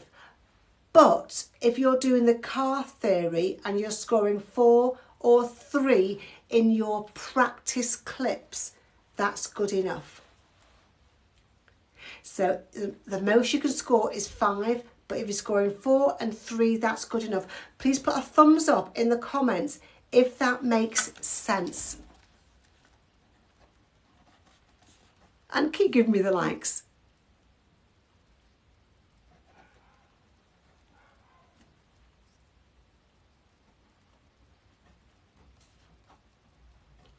Cool. And then I've talked about how many clicks are in my technique. How many clicks are in my technique? So I have talked about the 3-click technique. I said you're going to be doing at least 3 clicks. One for when you think it's going to be a hazard, one for when you know it's going to be a hazard, and then one more click for luck. But does it matter? Can you click more than 3? Or less than 3? I would always do at least 3, but do you have to? Does it matter if you click 4, 5 or 6 times? Can you click more is the answer here. Oh, 100,000, yay! Awesome. Who said that to me? Thank you. It's gone for me. Yeah, I wouldn't click more than 7 times. I'm not saying you're going to fail if you click 7 times. It's the DVSA, they've set it up. Just, you don't need to. Click and click again and click again. And maybe click again if you feel like you need to. Or one of those clicks could be a double click if necessary, if you feel like it. It doesn't matter. As long as you're clicking for the hazard, you should be fine. If you're clicking for things that aren't the hazard, then you won't be fine. That's my 3-click technique. And this young man messaged me and said, I have passed my questions, multiple choice questions, with 50 out of 50, 2 or 3 times. I can't remember how many times. I think it was twice. But I keep failing the hazard perception. So I said, why don't you buy my hazard perception course? It's £9.99. You get it for free if you sign up for my course today.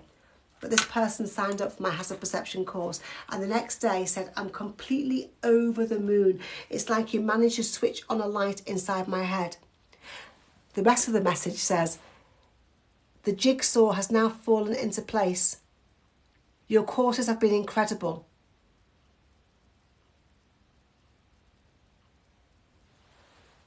Awesome. I was reading the rest of the message that I've got up there.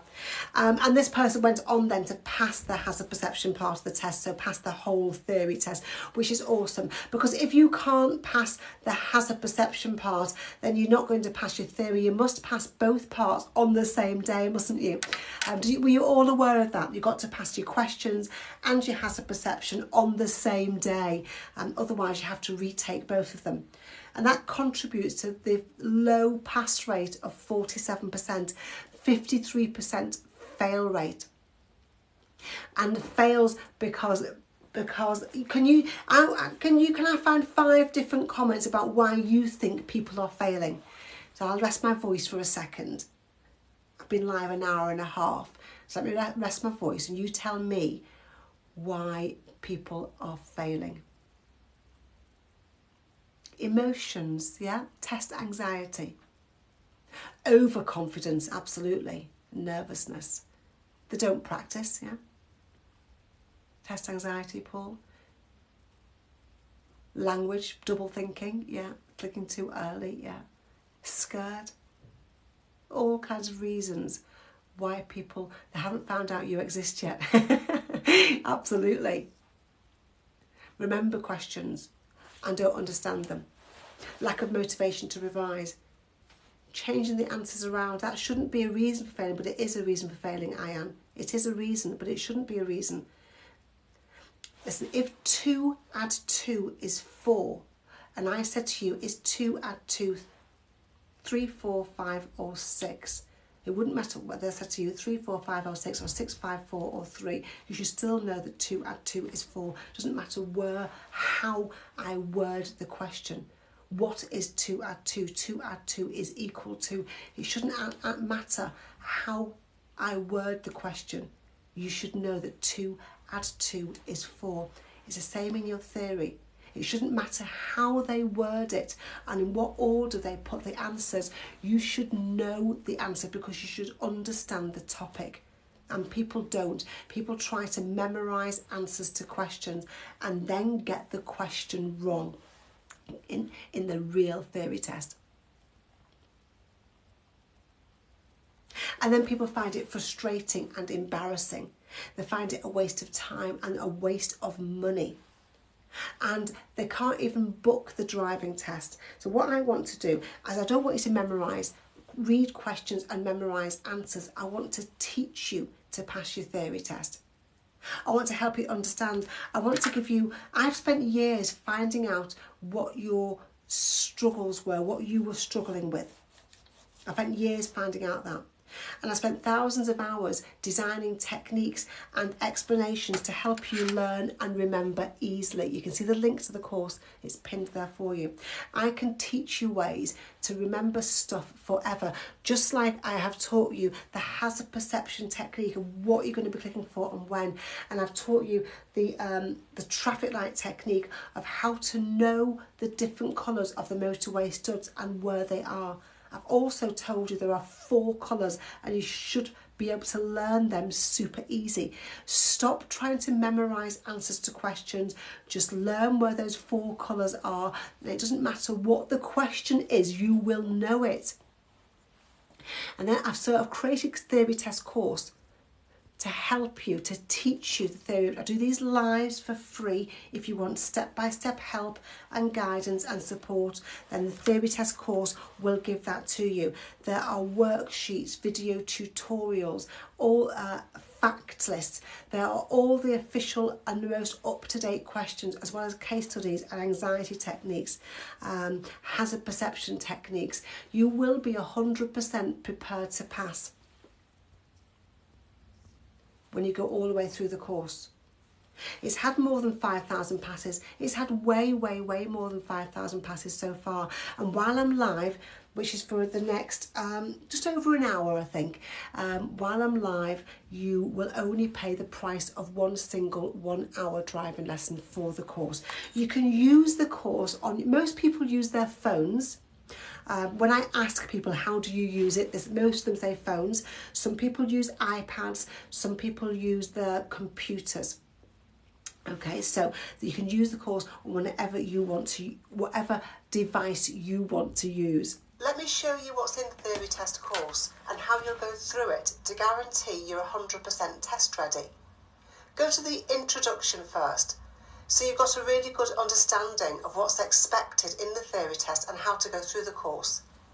There are 14 different theory test topics. Let me show you what's in the accidents topic. You can download and print off a worksheet to fill in if you want to. You can fill it in while you're watching the video tutorials. Then you can listen to a fact list before you go and have a go at all of the official DVSA practice questions for that topic. When you've got all of the questions correct, have a go at the mock test for that topic. And when you get 10 out of 10 in the mock test, move on to the next topic and go through all of the topics in the same way, so that by the time you get to the case studies and the full mock tests, you'll find answering the questions easy. I'm just putting a thumbs up. It's a great course, thank you. I passed my theory Saturday and I used your course. That's awesome. This person loves books. I remember seeing your name. I'm sure I do. That's fantastic to hear. Congratulations and thanks for letting me know. Does anybody on here, you just purchased Annie? That's awesome, Herder. Just go through it step by step. Dave Jr., this course, honestly, I promise you, it's had thousands and thousands of people pass so far. I knew I could help you. I knew I could help you because I spent 3 years at university training to become a primary school teacher. Okay, 3 years doing that. I'm a therapist. I'm an NLP master practitioner. I've been a grade A driving instructor for over 10 years and I'm an audit trainer. I'm on the official register for driving instructor trainers. I knew I could create a course that would help you. It's just me deciding to come away a little bit from delivering driving lessons and spend some time helping people with theory, which is what I did. It was very successful. Then I put all of my notes and knowledge and ideas into this course, theory test course, and I had the opportunity to do that because of lockdown. And so I could help people from all over the country. Do you suffer from anxiety? Does anybody here suffer from anxiety or know somebody who suffers? And I can see that some people do. There are loads of people that do. That's why I became an NLP master practitioner. And then I put techniques in the course to help you get rid of anxiety, and so you can go to your test feeling calm and feeling confident, because you are in control of how you feel. You can feel happy, you can feel excited, you are in control of that. If you go through the techniques, the awesome thing is, go through the techniques in the days leading up to your theory test, and you will not fail through anxiety. There are techniques to help you score well in your hazard perception test. So hazard perception techniques are in the course. And there are techniques to answer any multiple choice question. It's a 5-step technique to help you answer any multiple choice question. And the bonuses are hazard perception course, a hypnosis course, top 10 reasons for failure ebook, top 20 hardest theory test questions ebook, all of that if you sign up while I'm live. So those bonuses you get are worth £35. They're worth the same price as you're paying for the course. People are always asking me, how many times do I pay? You pay once, you've got the course forever. There's no limit on the time. People are always asking me, how long can I use it for? You can use it for forever if you want to use it. Most people take between 2 and 6 weeks to go all the way through it. Some people go through it in a couple of days because their test is coming up and they just need the extra help. Some people go through it in a week. It's entirely up to you. Some people take a few months to go through it.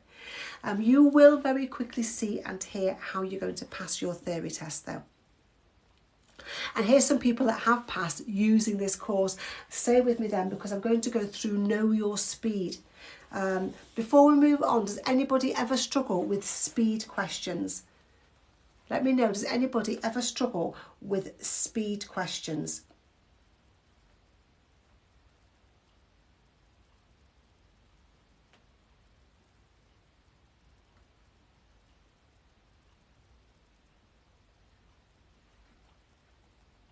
A few people do, yeah, awesome. Well, stay with me. That's what I'm going to cover in my next lesson. We should be starting in about 2 minutes. Has anybody got any particular questions for me? How many marks to pass your theory test? Okay, so you need to score 43 out of 50 to pass your multiple choice questions, and 44 out of 75 to pass the hazard perception. If you go to your test and fail it, next time you go to your test, it will be different questions. It won't be the same questions every time. If you're really bad at road signs, then please make sure you follow my lives, make sure you follow me on TikTok and sign up for this course where I go through road signs with you. And if you go through the basics of road signs, then you will be able to read loads of signs much easier. Shouldn't be on the roads. Why is that NSAV? Why shouldn't somebody be on the roads? Because they maybe don't speak English very well, or they have a learning difficulty, or they don't understand the theory and they can drive well. That's not... that comment doesn't really make sense, so I blocked that person. Let's leave this. Let's all be positive to each other and help each other. That's what these lives are for. I'll be live again tonight. I'll go through 50 multiple choice questions with you. So I will do a 50 question mock test. If you want to have a look at my course, then please look at the pinned link. I've pinned it there below for you. Rowan, I've pinned it there for you, and you're only going to pay the price of one single 1 hour driving lesson. If your test is tomorrow, good luck for tomorrow.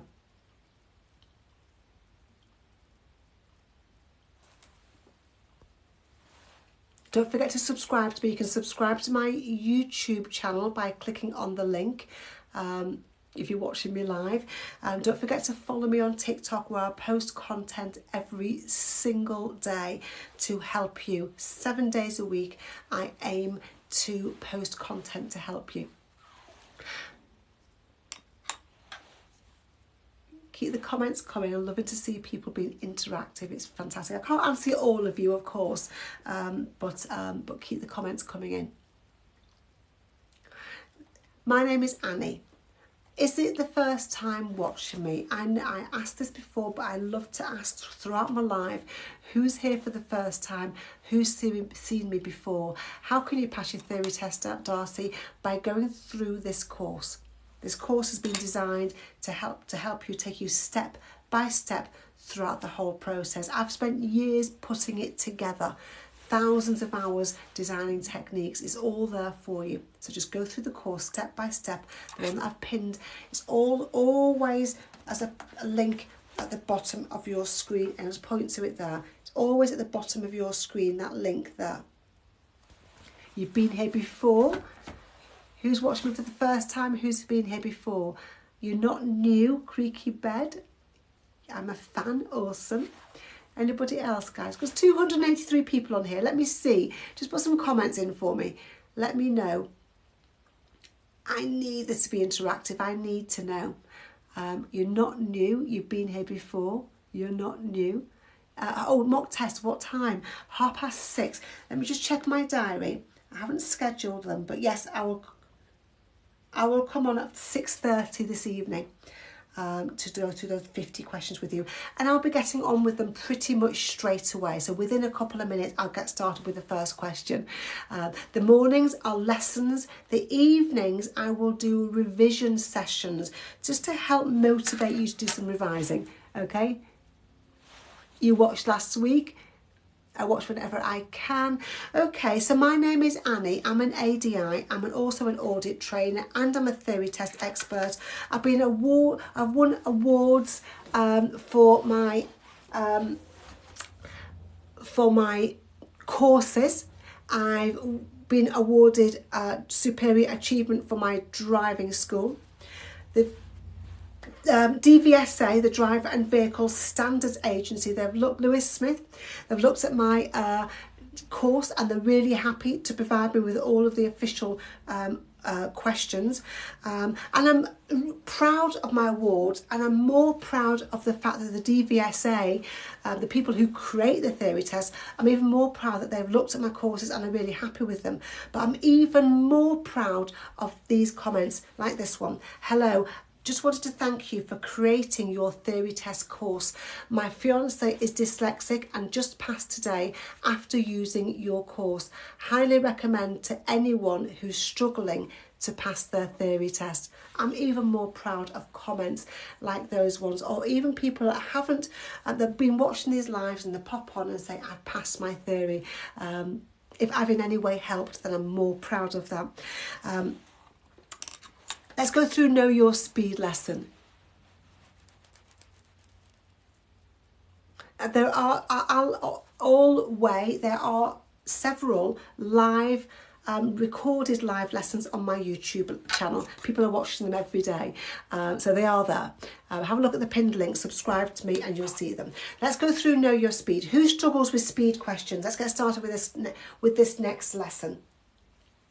Who struggles with why are questions different from the book and the computer? I don't know what book you're using and what program you're using on the computer, Darcy, so I can't answer that question.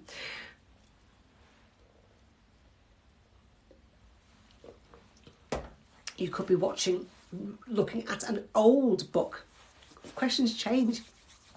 You could be looking at an old book. You could be looking at something old on your computer. How long does it usually take for your course to come? Oh, how long does it usually take for your course to come? Good question. Immediately. So as soon as you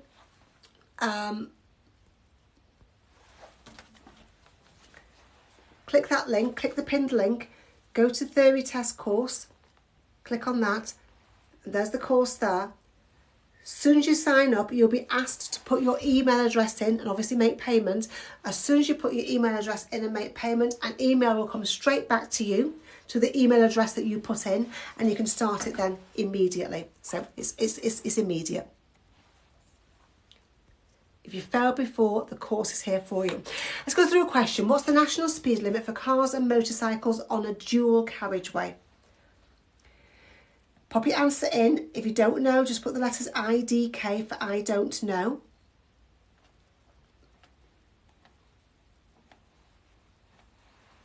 National speed limit for cars and motorcycles on a dual carriageway. Just put A, B, C or D, or you can put the speed in if you want to, because there's I can easily see. I want to know what you think. If you don't know, then please put the letters IDK, because I'm going to make it super easy for you. I'm going to make it so you know every single time. You don't guess. This is one of the lessons that is in my course. If you think I'm helping you, then you know the course will help you with everything, with a whole of your theory.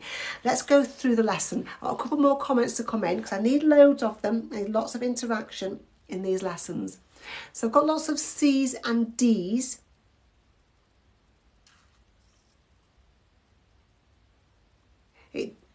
It doesn't depend. There's only one answer.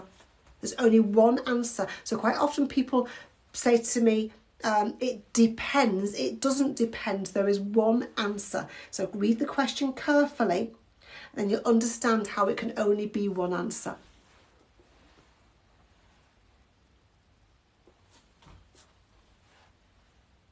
Cool. Let's go through the lesson. Keep double tapping the screen while I'm going through it, letting me know, and keep commenting, letting me know you understand. So after every slide, I want some yeses in the comments that you understand. So the speed limits we're going to talk about and we come across are no pog boom, absolutely not. The speed limits are 20, 30, 40, 50, 60 or 70 miles per hour. Those are the speed limits I'm going to talk about today. They're the speed limits you find in this country. Does that make sense? Put some yeses in the comments so I can move on to the next slide. Does that make sense?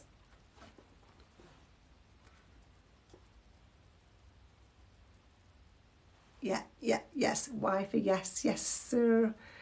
Awesome.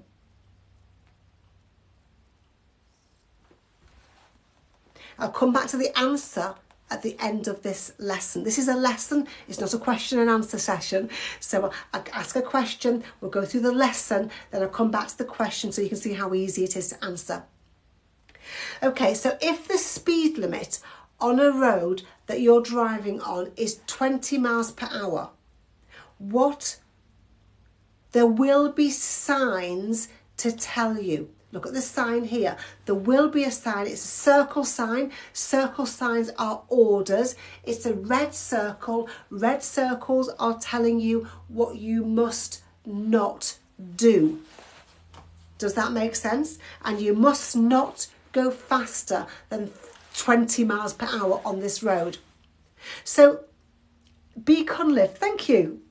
That's awesome to hear. So you can't go faster than 20 miles per hour. What kind of roads will you find 20 miles per hour speed limits? It's a maximum. It is, Kira, it is the maximum speed limit. Schools, yeah, near schools. O for order, absolutely. Yeah, villages, residential areas, all around London, somebody's saying. Yeah, okay.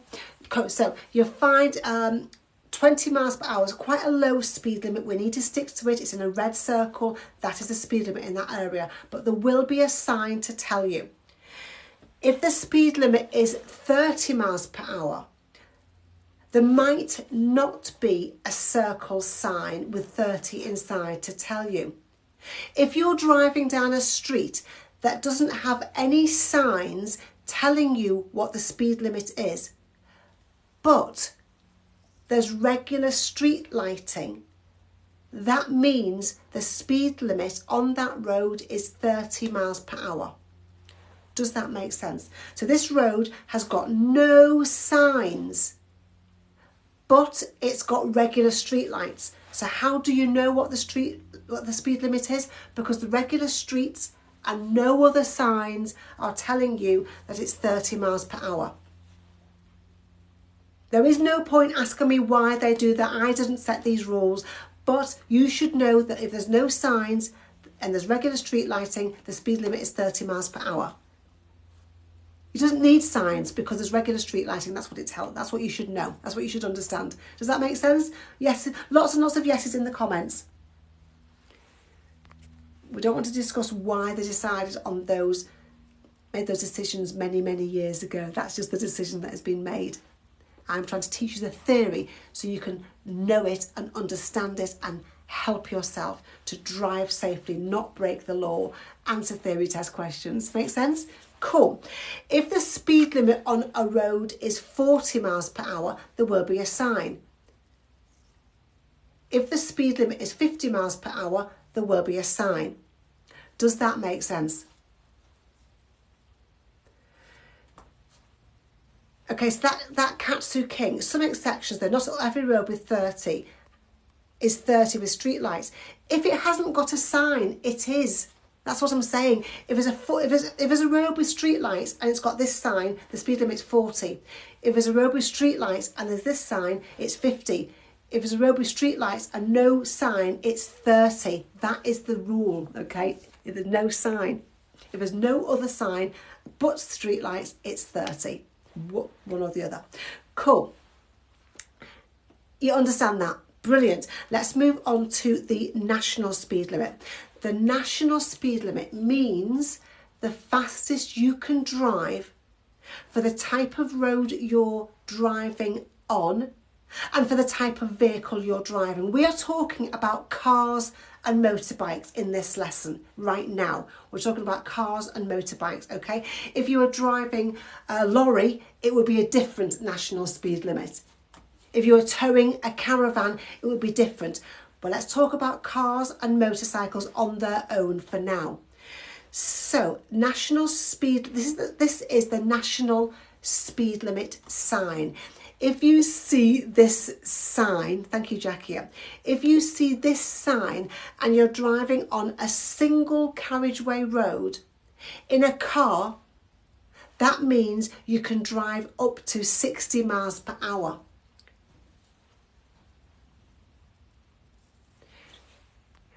Pog boom, this sign would be there.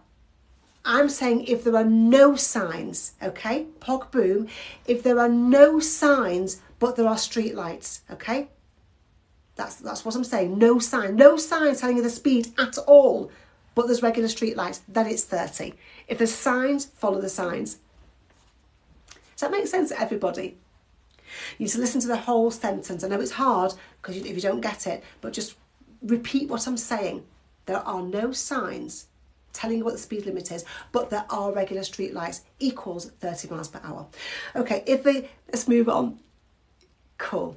If you are driving a car on a dual carriageway and you see this sign, the speed limit, the fastest you can go is 70 miles per hour. Does that make sense? If you're driving on a single carriageway road, it's 60. If you're driving on a dual carriageway road, it's 70. Josh, awesome. So you need to know the difference, of course, between a dual carriageway and a single carriageway road. Because if you see the national speed limit sign and you're on a dual carriageway, you can go 70. If you're on a single carriageway, you can go 60. You need to know what the difference of the road is, don't you? You don't want to be breaking the law or driving too slowly unnecessarily. So who knows the difference between a single carriageway and a dual carriageway road? What is the difference? Yes, Donna, I'm a driving lesson. I'm a driving instructor, so yes, I do driving lessons. So what is the difference between a single carriageway and a dual carriageway road? If everybody puts comments in, if you don't know, let me know. And I want to see who is not got it quite right and who knows the answer.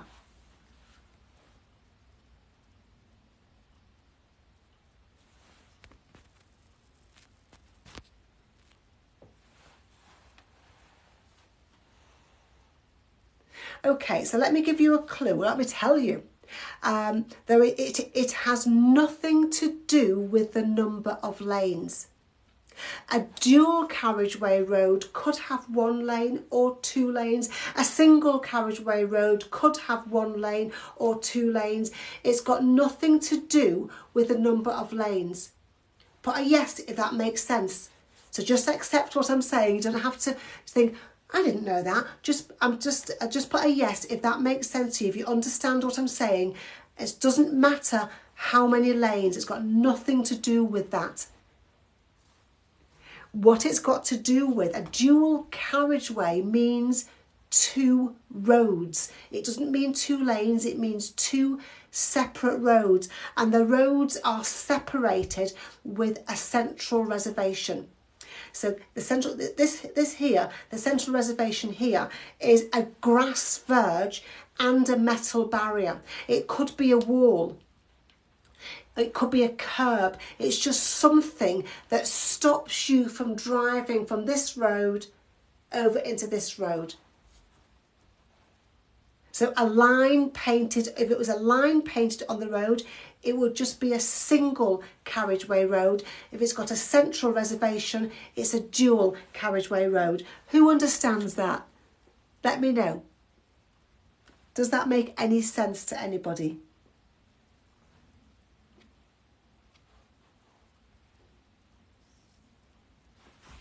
Yeah, awesome, brilliant. It's really important that you understand that, because otherwise you could be driving on a road with two lanes and think this must be a dual carriageway, and it's not unless there is a central reservation.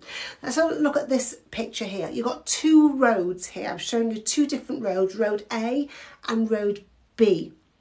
Road A has got two lanes for traffic going up the road, two lanes for traffic coming down the road, and lines painted on the road to separate those lanes.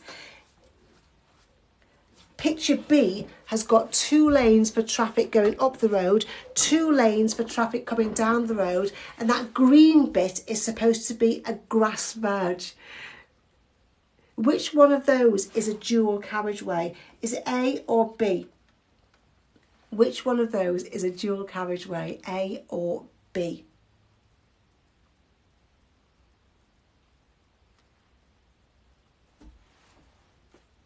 Absolutely, B is a dual carriageway.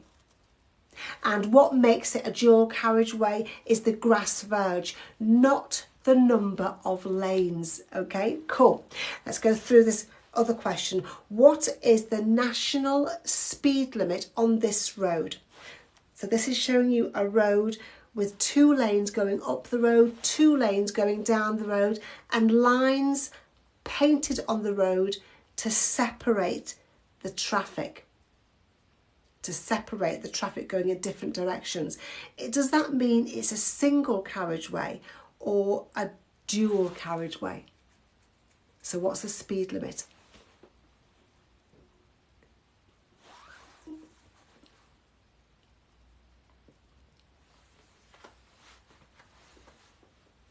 Yeah, and the speed limit is 60 miles per hour. It's a single carriageway road because it hasn't got a central reservation.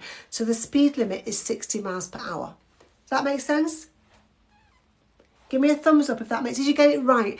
Did you get it right, or did you learn something? Thank you, D3. Did you get it right, or did you learn something? That's all I want to know. Yeah, awesome.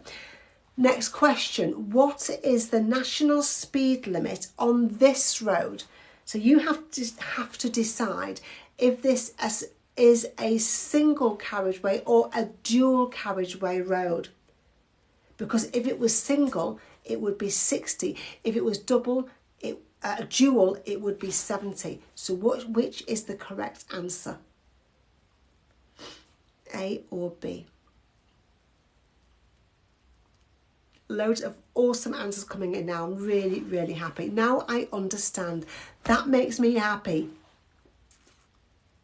Awesome. And yeah, loads have got it right there. I think most people got that right. It's a 70 miles per hour. The national speed limit on a dual carriageway is 70 miles per hour. The same as on a motorway.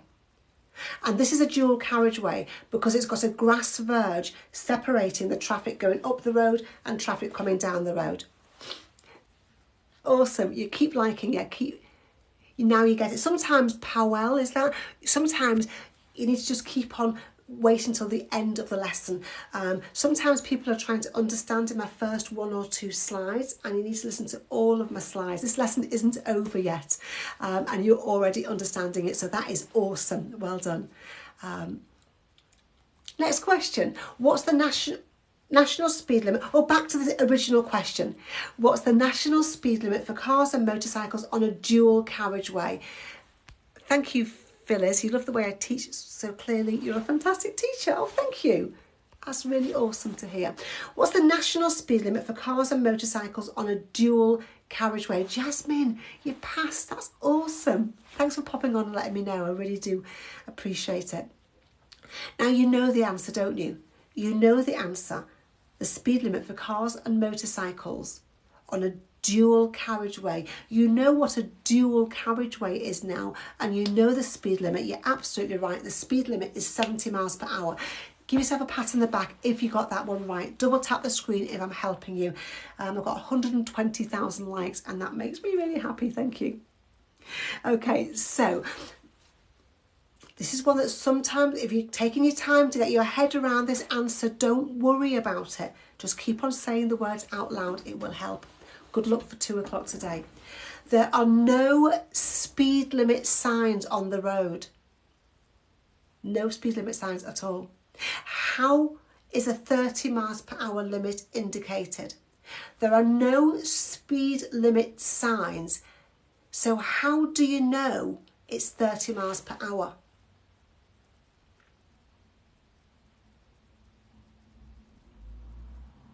You got it right, you know it, don't you? It's by street lighting. So let's just repeat it. No signs, but regular street lighting equals 30 miles per hour. Cool. If there's signs, then the sign is the speed. Does that make sense? Let me know if that makes sense to you. Some people get it like that, and some people just, the mind doesn't go there. I'm like that with a lot of things. My mind like, what are you talking about? But do you get it now? Julie Roberts, you get it. Awesome. Anybody else? Do you get what I'm talking about? Makes perfect sense now, I know. Fantastic. Keely, definitely makes sense. And I know there'll be people on here that say, of course it makes sense. It made sense the very second you said it. But it just takes some people more time. We're all different, aren't we? Cool. What's the meaning of this sign? Is it local speed limit applies, no waiting on the carriageway, national speed limit applies, or no entry for vehicles? I've never done disabled driving lessons. My car's not fitted out in any way. So it depends on what kind of car you can drive. And I teach in Cheshire, Knutsford and Northwich. If you're interested in driving, you have to get lessons from me. You have to get in touch with me through email, not on the TikTok. National speed limit applies. Did you get it right? Did you get it right? Let me know. Let's come back to another question. I added these last night, very late last night. See them on country roads, you do. Oh, let's just come back to this question. Oh no, Donna, please don't say so sorry. Now you make me feel bad if you say sorry, please. I want to help you. I'm trying to say why I'm kind of ignoring your question because it's too hard to answer on here. That's all. So if you see this sign, does it mean you have to drive at that speed? If you saw that sign on a rural road, does it mean you have to drive at 60 miles per hour? Put a yes or a no in the comments.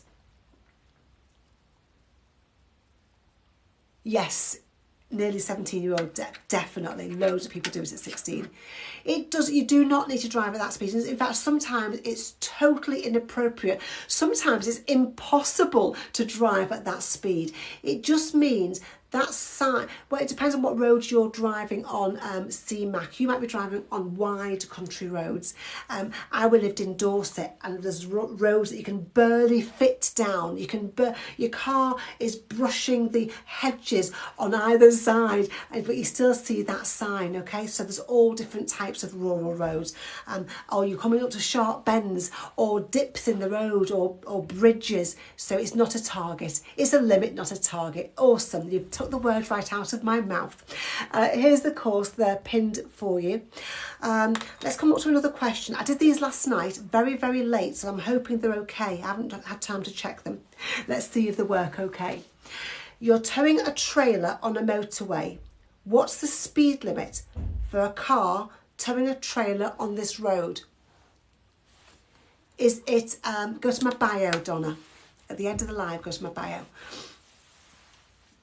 50, 60, 70, 40. So you're towing a trailer on a motorway. What's the speed limit? Is it A, B, C or D?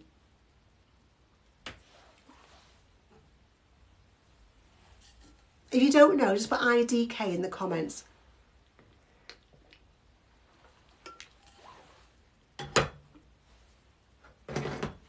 I'm loving the ones that I'm getting it, knowing it completely.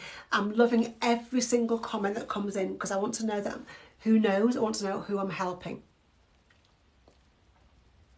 Awesome. Yeah, brilliant. Okay, let's go through some questions with you. Let's all answer together. 647 people. Hello, everybody. Let's all answer this question. I've just been through the lesson with you. What's the speed limit for a car on a single carriageway road? It'd be a car or a motorbike. What's the speed limit for a car on a single carriageway road? Pop your answers in. Keep putting them in. I want everyone to put the answer in, guys. Make it really, really interactive. What's the national speed limit for a car or a motorbike on a single carriageway road? It's 60 miles per hour.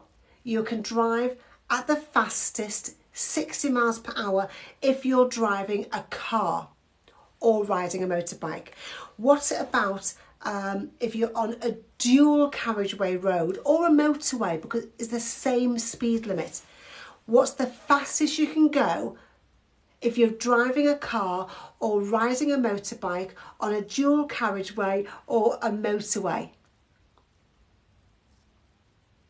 It's 70 miles per hour. Fantastic. Brilliant.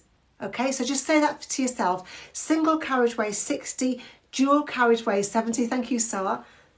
If you're towing a trailer or a caravan, it's 10 miles per hour less.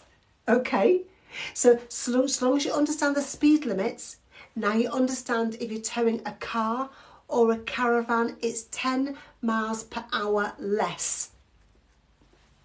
Back to the question. You're towing a trailer on a motorway.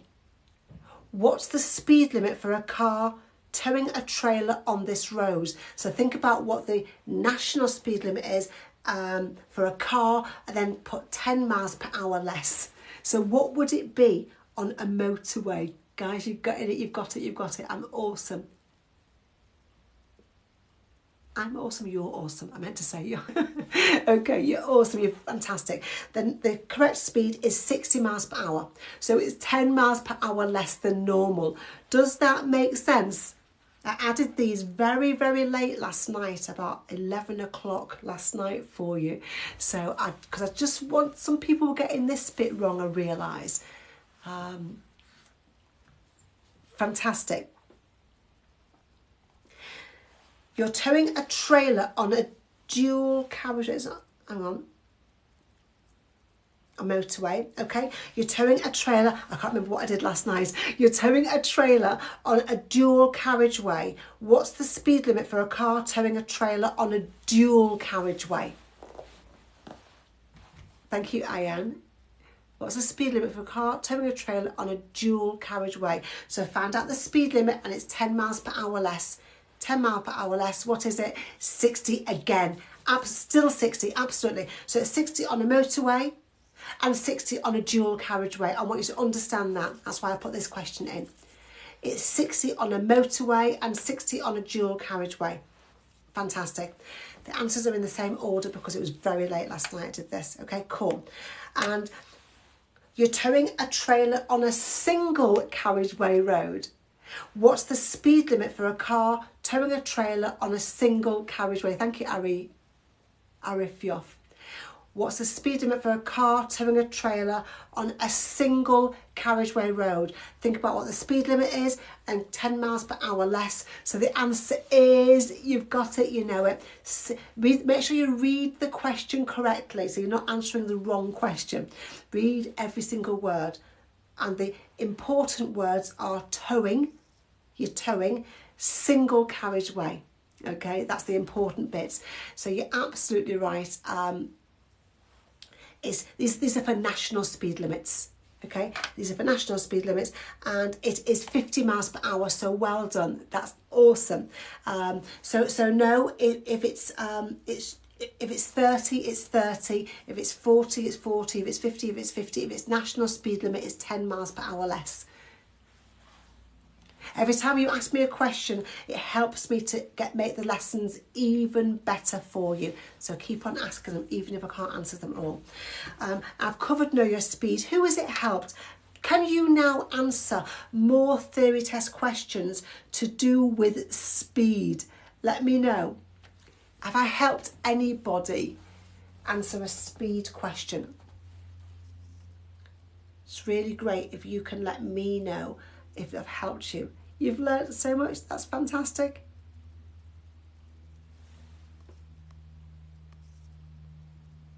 Yes, fantastic. That's what I'm here for. Let's go through this quickly. I want to get into my next lesson. But I've included speed because the pass rate is 47%. That's the official government figures, are 53% of people failing their theory test, which is way too high. I don't know if you agree with me. It's way too high. People are failing for all kinds of reasons. But the biggest reason, in my opinion, put a yes if you agree with me, is that people have questions and answers and they're memorising answers. They're trying to memorise answers, which is boring. Doesn't work if you don't speak English very well. Doesn't work if you can't read very well. Doesn't work if you have dyslexia. Doesn't work if you get bored easily. Doesn't work for 53% of people. It's not working memorising questions. I want to teach you to pass your theory test. Because failing is embarrassing and frustrating. It's a waste of time. It's definitely a waste of your money, isn't it? You can't book your driving test, which is really frustrating. So like I say, I want to teach you to pass your theory test. I want to give you techniques and lessons and explanations to help you learn and remember stuff forever. I don't want to say, that's the question, that's the answer. Memorise it. I don't want to do that. I want to give you ways of remembering stuff forever. If you failed once or twice, if you failed 5 or 10 times, if you failed 8, 15 times, this course will help you. If you've never failed ever, this course will help you. It will take you step by step through the whole process. That's what I've spent years of my time doing. Putting this course together for you, putting worksheets, video tutorials, fact lists together for you, working with the DVSA, so they provide me with all the official practice questions. Thank you, BJ. They're giving me case studies to put it into my course. I've become an NLP master practitioner, so I can give you anxiety techniques. There are videos. So as I said, tutorials, they are all videos. The worksheets look like that. You can fill them in if you want to. The tutorials are videos, short video tutorials. The fact lists are lists like that, or you can listen to them. There's audio. All the official questions are audio as well. You'll be 100% prepared to pass when you go through it. How do you stop your legs shaking when you have clutch control in the practical?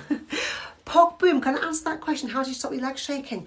It's really awkward, isn't it? It just stops eventually, okay? It just does. So many learners are like that with their legs. It just can't help it, and it stops eventually. I promise you, it stops eventually. Worrying about it will make it worse for you. Okay, so just accept it happens, and accept that it happens for loads and loads of people. Loads of my learners have been through it and they don't do it on the test, or they do it very minimally on their test. So just accept it and you will get used to it. You will be 100% prepared to pass when you go all the way through my course. It's helped way more than 5,000 people to pass so far. You're only going to pay the price of one single 1 hour driving lesson. You're not going to pay £69.95, you're only going to pay £34.99 and you will pass. Let me show you what's in it. Let me show you what's in the theory test course and how you'll go through it to guarantee you're 100% test ready. Go to the introduction first, so you've got a really good understanding of what's expected in the theory test and how to go through the course. There are 14 different theory test topics. Let me show you what's in the accidents topic. You can download and print off a worksheet to fill in if you want to. You can fill it in while you're watching the video tutorials. Then you can listen to a fact list before you go and have a go at all of the official DVSA practice questions for that topic. When you've got all of the questions correct, have a go at the mock test for that topic.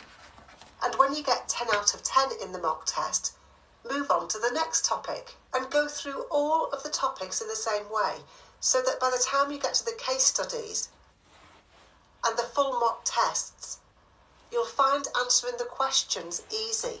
And if you are somebody that suffers from anxiety, and I know so many people are, I know so many of you will be, then I am an NLP master practitioner. I put techniques in the course to help you get rid of anxiety and go to your test feeling confident.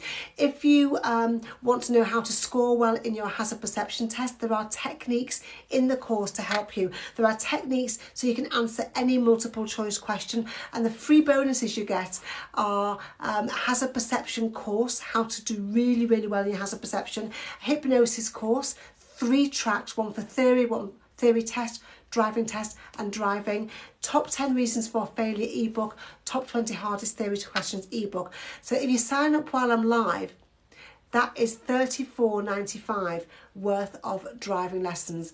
Please open a driving theory school. I did have one before lockdown. People used to come to me, but I'm not going to do that anymore. So you pay once for the course, you use it for as long as you need it. You'll very, very quickly see and hear how you're going to pass.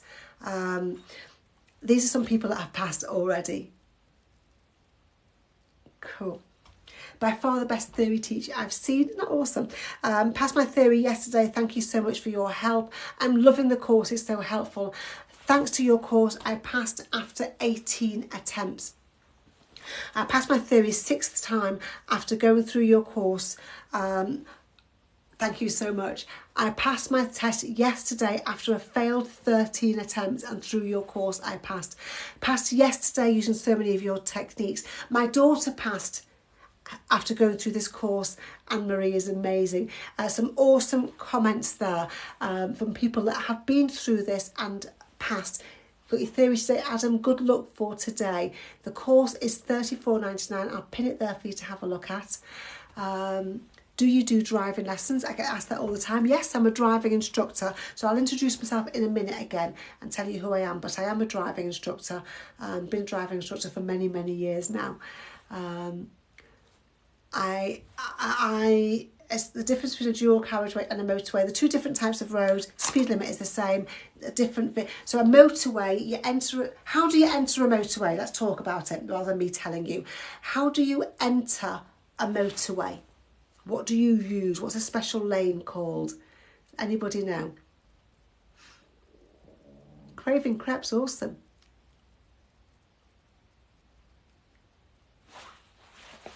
What's the special lane? It's called a slip road, yes. So you enter a motorway through a slip road, okay? So you can build up speed on the slip road so you can match the traffic match the speed of the traffic already on the motorway. How can you enter a dual carriageway? This is a big difference. How can you enter a dual carriageway? You might use a slip road, but what other kinds of ways might you enter a dual carriageway? Does anybody know? It might be a roundabout. Yes, absolutely. So you don't have roundabouts on motorways. You might be just using just a normal junction. Yeah. So you don't always use a slip road. Okay, so you can enter user, awesome. You can enter a dual carriageway using a junction or using a roundabout. Traffic lights, they don't have traffic lights on motorways. Okay, you just have the slip roads. And then different vehicles can use dual carriageways and motorways. That's the difference. You have to Google what they can use, what they can't use. If you can sign up from a course, it's all in the course and it's only the price of one single 1 hour driving lesson. I've clicked the link there. I clicked the link there for you. What is the speed limit after the end of a dual carriageway? Have you just watched my speed lesson? You should know the answer to this. The answer to this is super, super easy. I get asked it all the time, but it's really, really simple. If you're on a dual carriageway and you see that sign, what speed are you allowed to drive if you're driving a car? Gemma, awesome. If you see that sign and you're on a dual carriageway, you're allowed to drive 70 miles per hour. Well done, guys. When you get to the end of a dual carriageway, what speed are you now allowed to drive? If you get to the end of a dual carriageway and you're driving a car or you're riding a bike, 60. Yeah, okay. So asking me what speed you should be going, it's just understanding that sign. That sign means 70 if you're on a dual carriageway, if you're driving a car, 60 if you're on a single carriageway and you're driving a car. If you see another sign at the end of a dual carriageway, another sign like you saw that sign, if you saw that sign and what would the speed limit be? It's simple, it's not a trick question.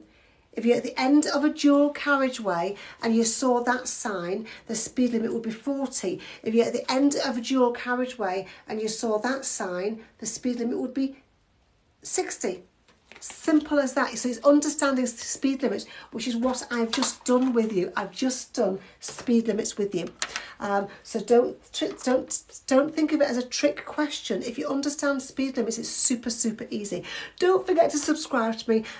In fact, I will leave those two out and I will make a video on those and I'll put them into my YouTube account and my TikTok account and my Facebook account at the end of this live. Okay, so I'll put that on for people to have a look at. My name is Annie. I'm here making theory easy for you. I hope I'm helping you. If I'm helping you, please double tap the screen, send me some more likes, and please put a comment in. Just say yes, you're helping me or something. Do you ever go over the speed limit? Not deliberately, no. I wouldn't do that. I could lose my license to teach. So that would be silly, wouldn't it? Yay, awesome. I'm an ADI, I'm an approved driving instructor. I'm an audit trainer, meaning I'm on the official register for driving instructor trainers, and I'm a theory test expert. I'm helping you to pass your theory test, hopefully. I'm here making theory easy for you. I've created a course, and this course has been awarded the most innovative driving school. For my driving school, I've been awarded Superior Achievement and Excellence. You're guaranteed the most updated questions in my course because the DVSA have looked at my courses and they have given them to me. So when 6 new questions were added to the theory test a couple of weeks ago, I was notified and those are in the theory test. This person, I'm more proud of comments like this email here. I just wanted to say thank you. My daughter has ADHD and dyslexia. She passed her theory today on her 6th attempt, all thanks to your classes. My daughter bought your course and watched your TikToks. They made all the difference and really helped. She's over the moon. She has passed. Thank you. What an amazing comment. What an amazing message to get. I'm so happy with that. I'm so proud of my course and what help it can give you. Next lesson. Whoever struggles with learning the arm signals. I'm going to make them easy for you if you do struggle. Whoever struggles with learning arm signals, you can pass on your 3rd attempt easily. by going through this course. You understand them because of me. Thank you. That's awesome.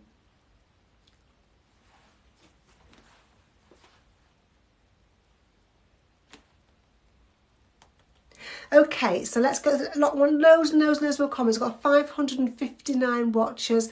Let me have loads more interaction, please, guys, because I'm standing here in my office helping you, delivering to you. Just tell me yes or no, or double tap the screen if you really, really don't want to put comments in. You've never understood them. Any more comments, guys? Any more?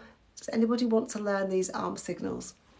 You can just put a yes or a thumbs up. It'd be absolutely fine. Any comment will help me to motivate me to continue this lesson, because I've been live for 2.5 hours now.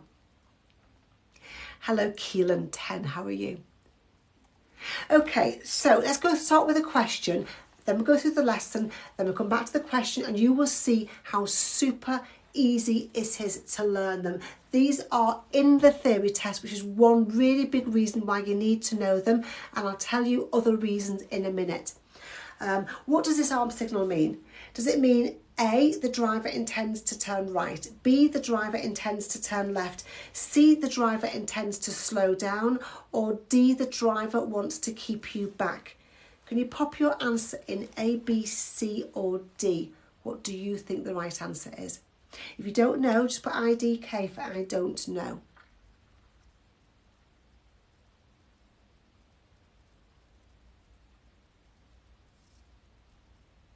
Cool. Keep them coming in.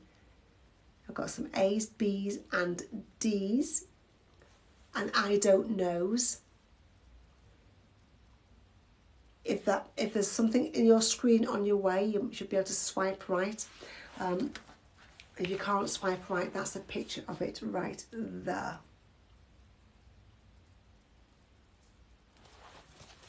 Okay, so I've got A's, B's, C's and D's. Let me go through it. Let me make it super easy for you. But first of all, people get confused with, why do I even need to know this? Let me go through that with you. Just put some yeses in the comments, or letter Y for yes if you agree. When you indicate left or you indicate right, your indicator lights will flash at the front and back of the car. We know that, don't we? Just put a yes in. I can't see you nodding at me, so I really need to see the yeses that help to motivate me to keep me going. Okay, so when you indicate left or right, your indicator lights flash at the front or back of the car. And they're there to let other people know what you're doing, aren't they? Yeah, brilliant.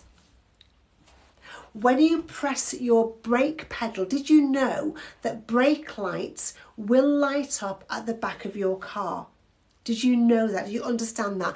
Put the letter B for brake if that makes sense. Put the letter B for brake if it makes sense. That when you press your brake pedal, your brake lights will shine up at the back of your car to let people know, be it drivers behind, riders behind, that you are slowing down. They need to know that.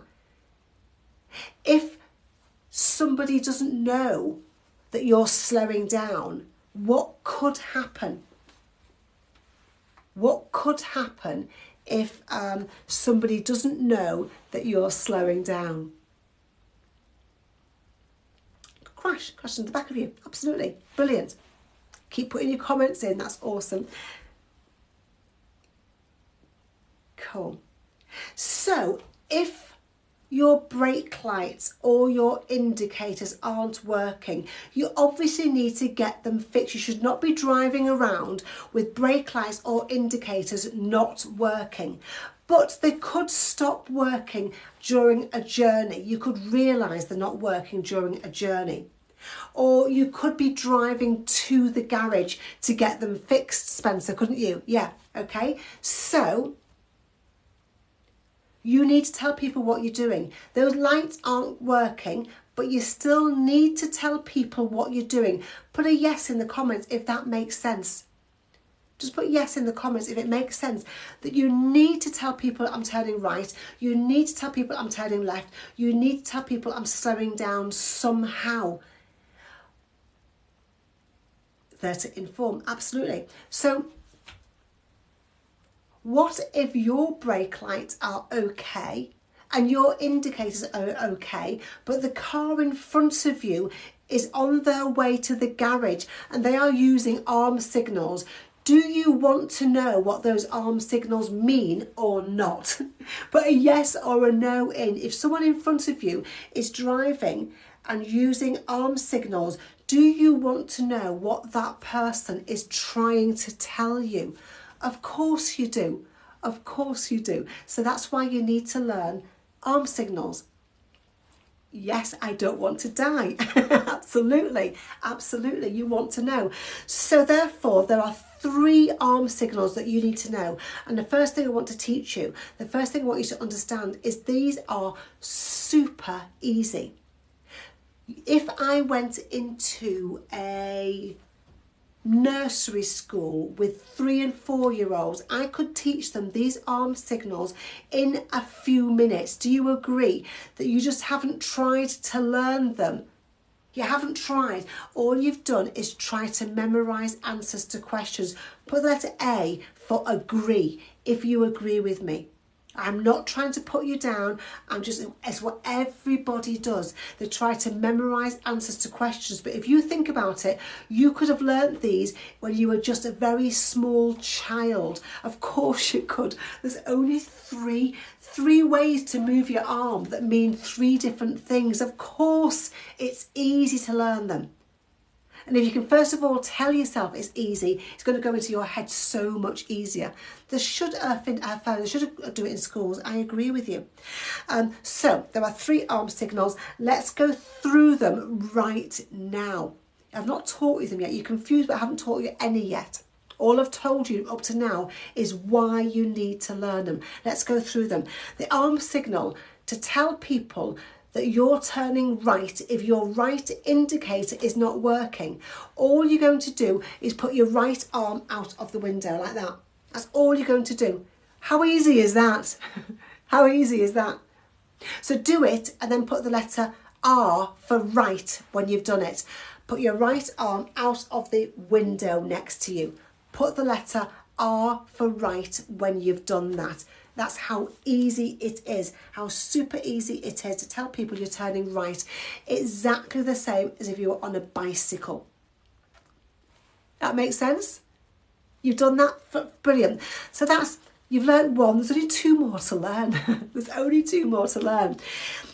If you're turning left, you can't put your left arm out of the window. You're going to have to always use your right arm because you always have to use your right arm because that's the windows next to your right arm. So all you're going to do is put your arm out of the window and do circles like that. Circles. As if you're turning a steering wheel to the left, you turn your arm to the left and do forward circles. Okay? As if you're turning your steering wheel to the left, you do forward circles to the left. As if you're trying to point over to the other side of the car. Does that make sense? So left is forward circles. Put L for left when you've practiced that and done it. Because if you physically do it and say the word out loud, it'll help it go into your unconscious mind. Okay, that's why I'm asking you to physically do something. Because people learn by listening, by watching, by doing, and I'm trying to give you physical things to do, putting comments in and moving your arms. Look at the picture. The picture is clearly showing you arrows going around in a circle. Okay, so arrows going around in a circle, as if it's a steering wheel turning around to the left. Make sense? Make sense? Yeah, awesome. So you've learnt 2 of them. There's only 3 to learn. We're learning 1 more. Super, super easy, isn't it? So the final one to learn is slowing down. Again, it's the same arm out of the window. And all you're going to do is put your arm out of the window and put it up and down for slowing down. Say it as you're doing it. Up and down is slowing down. How easy is that? So do it, then put S for slowing when you've done that. When you've joined in, doing the arms and saying the word out loud. Up and down is slowing down. Yay, you've got it.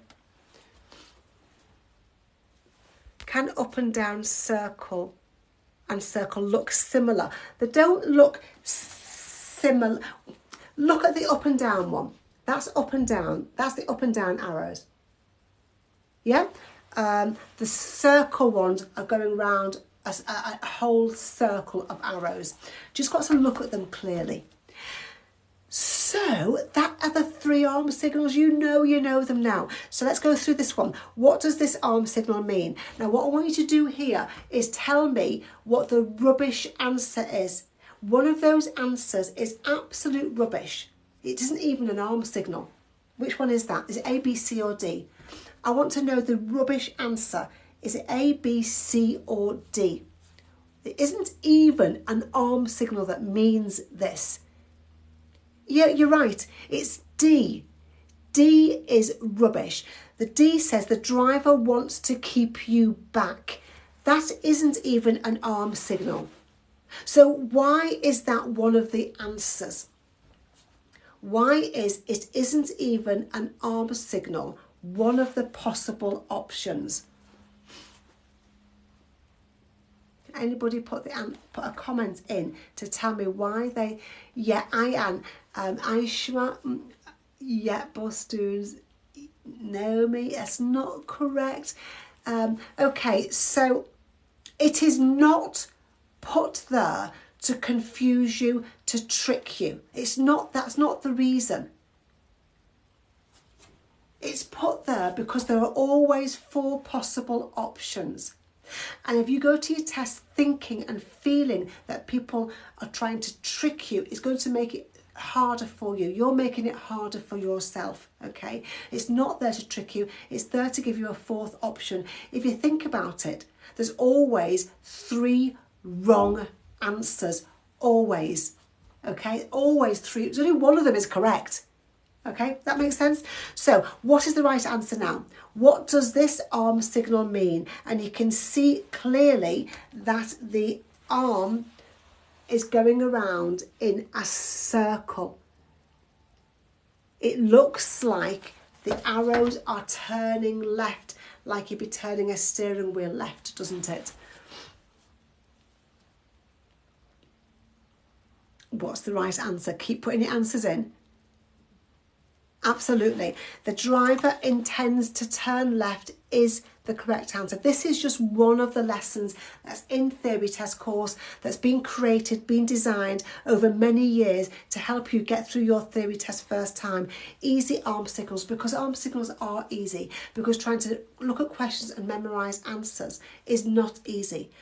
But learning and having somebody explain things to you in a simple to follow way is going to help you to pass, understand forever and pass easily. That's the aim of this course, and that's what it is achieving.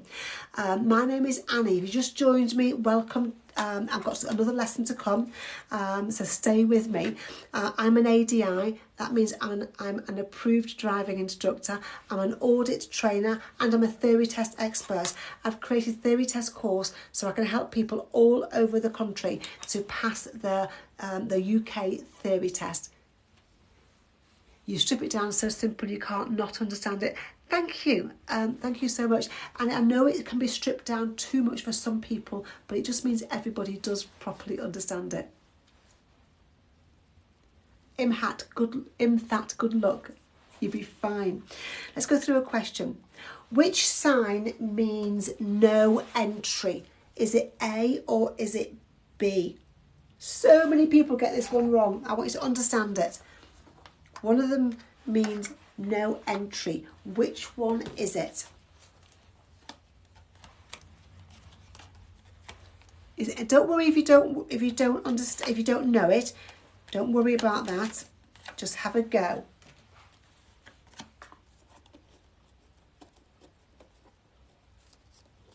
Some really good answers. Yeah, I didn't number them A or B, have I? I need to do that.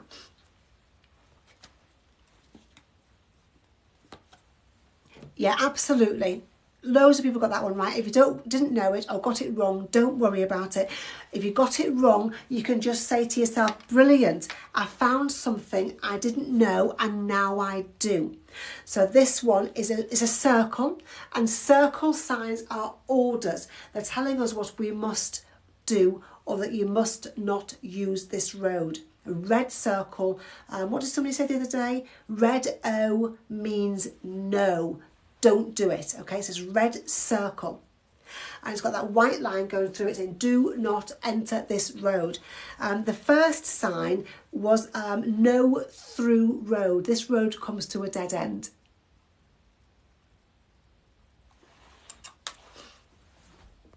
So what we'd do is when people are rude to other people, then I will just block them. No questions asked, okay? Cool. I'm sure the person that's rude knows everything. Let's go through another one. It's one that people get mixed up with. What does this sign mean? So I'll hold it up for you as well. What does this sign mean? Pop your answers in the comments for me.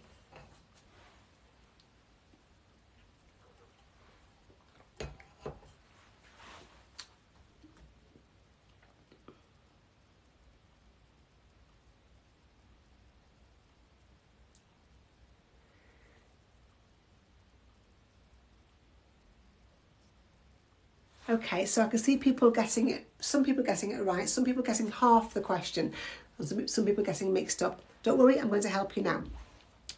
So this sign and this sign, they both mean two-way traffic.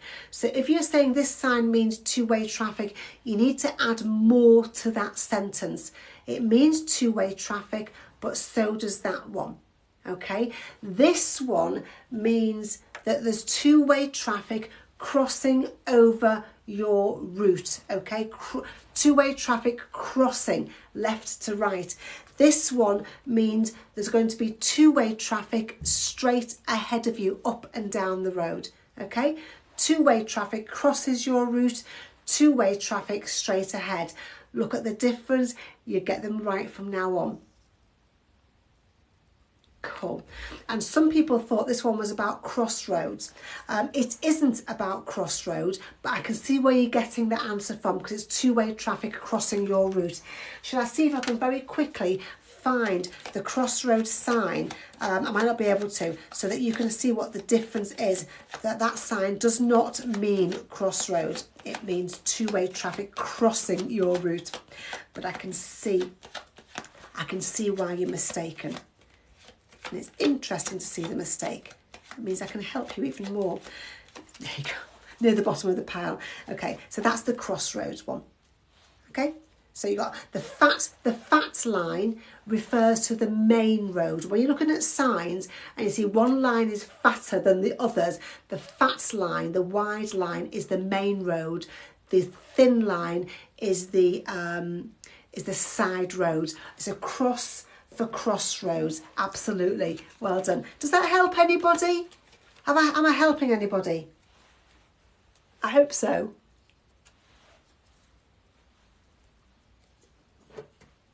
Am I helping anybody? Yeah, awesome, brilliant. Let me just pin my course. Reminds me of a fence post. Okay, so you could say to yourself, the fence post is the crossroads sign, couldn't you? So that's what I do. Find your own way. I try to give you ways of remembering, but you find your own ways of remembering as well. Does the crossroad one mean you are on the main road? I'm not sure what that means, sorry. DX, awesome. So I'm helping lots of people, fantastic. So let's go through another lesson. SORN explained simply. Let's go through this in a few minutes because I'm coming to an end at 12. I want to cover this lesson for you. So answer this question for me first of all. I'll do my explanation, my lesson, then we'll come back and you will find the question super easy every single time. And if you know the answer to the question but you've memorised it, I'm going to make you understand it forever. Does that make sense? So put IDK if you don't know. and don't worry about it, because I only cover in these lives what thousands of people get mixed up with. So if you're getting mixed up, then please don't worry. The only reason I'm covering it is because I know that lots of people here are getting mixed up. Does that make sense? So you don't worry. And if somebody pops on and says something silly, it's just because they're being silly. They're very young, they're very bored. So don't worry about those. Cool. So what I want to explain to you first of all is the difference between tax or SORN. Stay with me. Put comments in after every slide. When you have a car, you either need tax or SORN.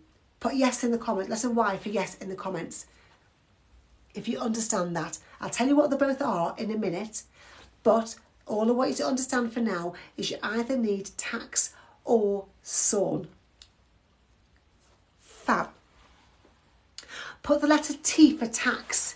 If you understand that you need to pay for tax if you're going to be using your car on the road, or even if you're going to be parking your car on the road, put the letter T for tax.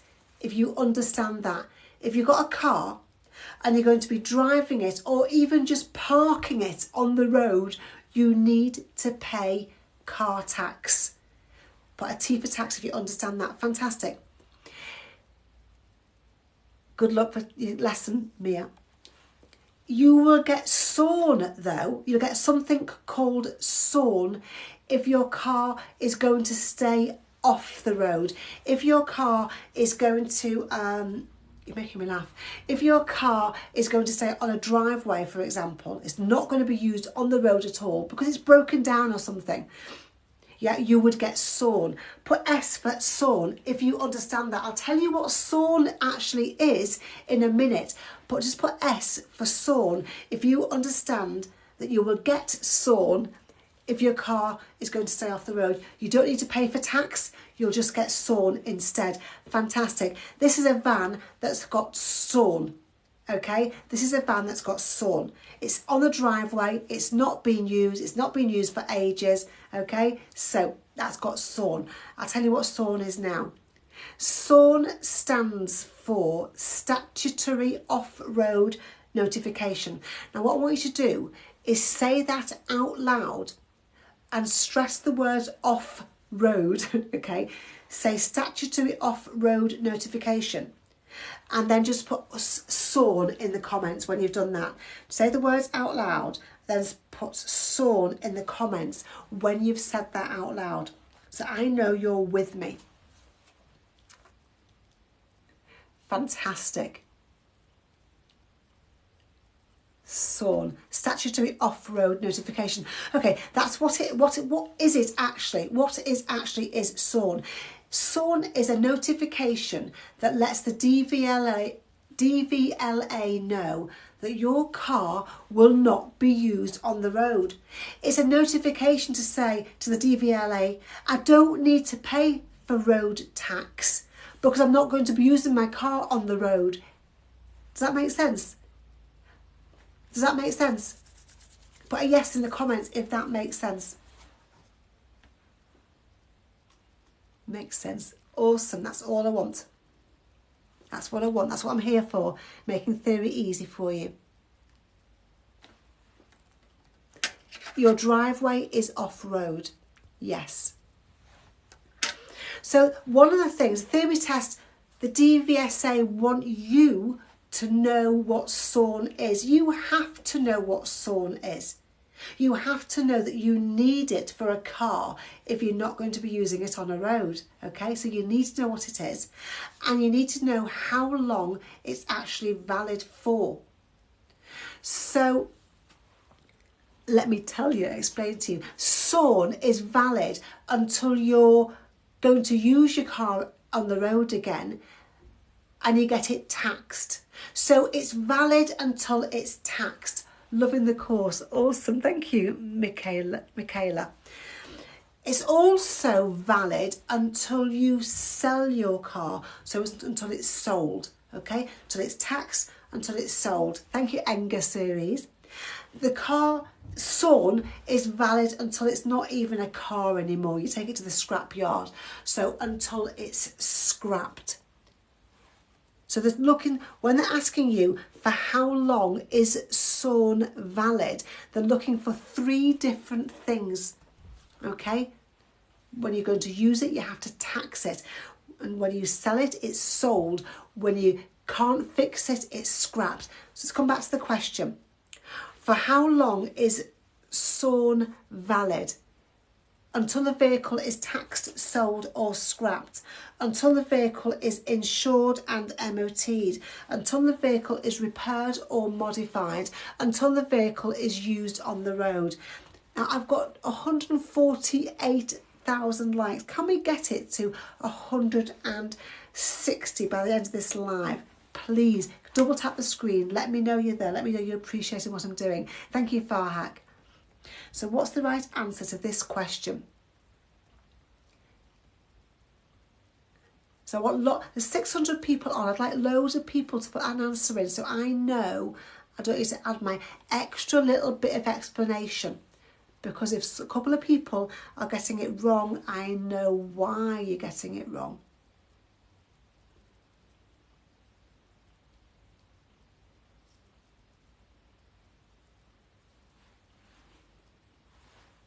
Okay, so the right answer is until the vehicle is taxed, sold or scrapped. Noob Master, you're correct. Now, some people have put until the vehicle is used on the road. And that's not what they're looking for. Because what are you going to need? What do you need before you use the car on the road? Thank you, Earth Herder. What do you need before you use it on the road? Tax, absolutely. You need tax to use it on the road, okay? So you haven't got tax and now you need it. So it's not until it's used on the road, it's until it's taxed. You can't just take a car that's got SORN and start to use it on a road. You have to get tax first. Does that make sense? Or sold or scrapped, you're right, they're looking for 3 things. Does that make sense? Let me know. It does, fantastic. So I can see why you're putting D, but it's not correct for that reason. I hope that makes sense to you. And if you got it wrong and now you're getting it right, you can congratulate yourself on learning something. It's awesome. SORN explains simply. And what did I do before? Before that I did my easy arm signals. And I've done those because the pass rate is really, really low. The pass rate is only 47%. And I want to help you I want to help get to 200,000 likes, as Earth Heard. That would be good, wouldn't it? I want to help you to be one of the people that do pass. Okay, because 47% pass rate is too low. 53% failing is too low. People are failing because of anxiety. Put me in the comments if this is you. I fail because of anxiety. Don't understand the questions. Have dyslexia. Can't be bothered to study. Don't know how to study. Have no confidence. Have no motivation. Don't speak English very well. All kinds of reasons why people are failing. And when you fail, until you've passed your theory test. Thank you, Alfie, so much. Thank you for joining me. When you say bye to Alfie, guys. When you fail your theory test, you cannot book your driving test until you've passed it. So that is really, really frustrating. So what I want to do is teach you to pass your theory test. Can I do most frequently questioned? No, there is no most frequently. There's 1,000 theory test questions and you get asked 50 of them. I can't do what questions get asked most frequently because that doesn't come. You need to go through all of the questions. And I do these lives for you anyway, morning and evening sometimes. And this week I'll be doing evening. So the most popular questions, most common questions, that doesn't exist. They all come up. I want to teach you to pass and give you this information that you need. And that's why I created Theory Test course, to give you everything you need. This course has got worksheets, it's got video tutorials, it's got fact lists that you can listen to or you can watch. It's got all the DVSA questions you can listen to or read. It's got topic mock tests. It's got case studies. It's got anxiety techniques. It's got hazard perception techniques. It's got question techniques. It's got everything you need to be 100% prepared to pass your theory test. Way more than 5,000 people have signed up for and used and passed their theory test from this course so far. It's only $34.99, so it's only the price of one single 1 hour driving lesson. I don't do one-to-one tuition, but if you go to this website and put a message in, then Chris Benstead will get in touch with you and he will do a one-to-one lesson with you, and he is awesome at it. Really, really great instructor and theory test teacher. Let me show you what's in the theory test course and how you'll go through it to guarantee you're 100% test ready. Go to the introduction first, so you've got a really good understanding of what's expected in the theory test and how to go through the course. There are 14 different theory test topics. Let me show you what's in the accidents topic. You can download and print off a worksheet to fill in if you want to. You can fill it in while you're watching the video tutorials. Then you can listen to a fact list before you go and have a go at all of the official DVSA practice questions for that topic. When you've got all of the questions correct, have a go at the mock test for that topic. And when you get 10 out of 10 in the mock test, move on to the next topic and go through all of the topics in the same way, so that by the time you get to the case studies and the full mock tests, you'll find answering the questions easy. So look at the question. This is all online, as it's just shown you in that video. So you'll buy the course, then you log into the Test Buddy website and you start the course from the beginning. Start it from the introduction and just work your way all the way through the course. Step-by-step guidance, step-by-step help. So you can do it on your phone, you can do it on your iPad, you can do it on your computer. Keep the light. Oh, 200,000 likes. Thank you, guys. So many likes come in the last few minutes. Thank you. Really appreciate that. There's videos in every single part. That video has just shown you, that you just watched there, has just shown you there's videos in every single part of the course. So go to the beginning of the course, then go to section 1 and you'll see the worksheet, all the video tutorials, the fact list and all the questions. So you need to go through it from the beginning. What are the questions? Here is linked, pinned there for you. I had another question.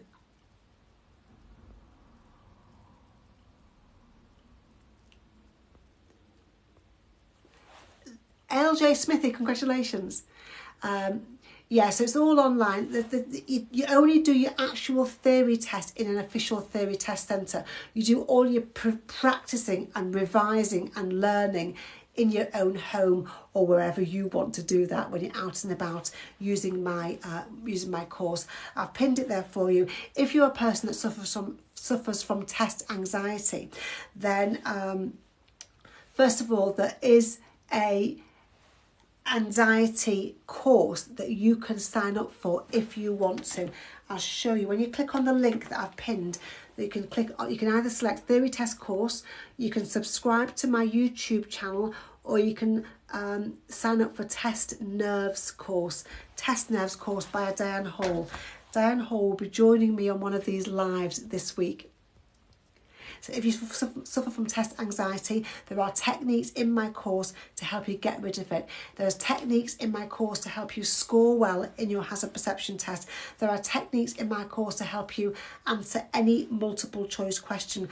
And the free bonuses are hazard perception course, hypnosis course, top 10 reasons for failing ebook, top 20 hardest theory test questions ebook. So the bonuses are worth $34.95. You'll pay once. You'll use it for as long as you need to use it. It takes most people between 2 and 6 weeks to go through it. Some people go through it in a week. Some people go through it in just 4 or 5 days. You'll very quickly see and hear how you're going to pass when you start the course. Here are some people that have used it. Let me just read a couple of them for you. Then I'm going to have to go, guys. I'll be back on tonight at 6 o'clock though. Hi Annie, thanks to your amazing course and live videos, I passed my theory on Saturday with 47 out of 50 on the multiple choice and 58 out of 75 on the hazard perception. Thank you for all you do. You need to score 44 to pass on the hazard perception. Hello. Just wanted to say thank you for creating your theory test course. My fiance is dyslexic and just passed today after using your course. Highly recommend to anyone who is struggling to pass their theory test. It's awesome, isn't it? You only pay $34.99 for the whole course. I'll pin it once more and then I'm going to go. Make sure you follow me on TikTok. Make sure you subscribe to my YouTube channel. I'm going to post a video in a few minutes all about speed limits to help you answer theory test questions. Like I said, my next live question session. I'll do a mock test with you, is tonight at 6 o'clock. And my next live lesson, where I'll be going through a lesson and techniques with you, is 9 o'clock till 12 o'clock tomorrow. Leora, awesome. See you tonight. So join me tonight, join me tomorrow morning. I will put all of my lives this week onto YouTube for you to watch as well. Have a great day. Bye-bye.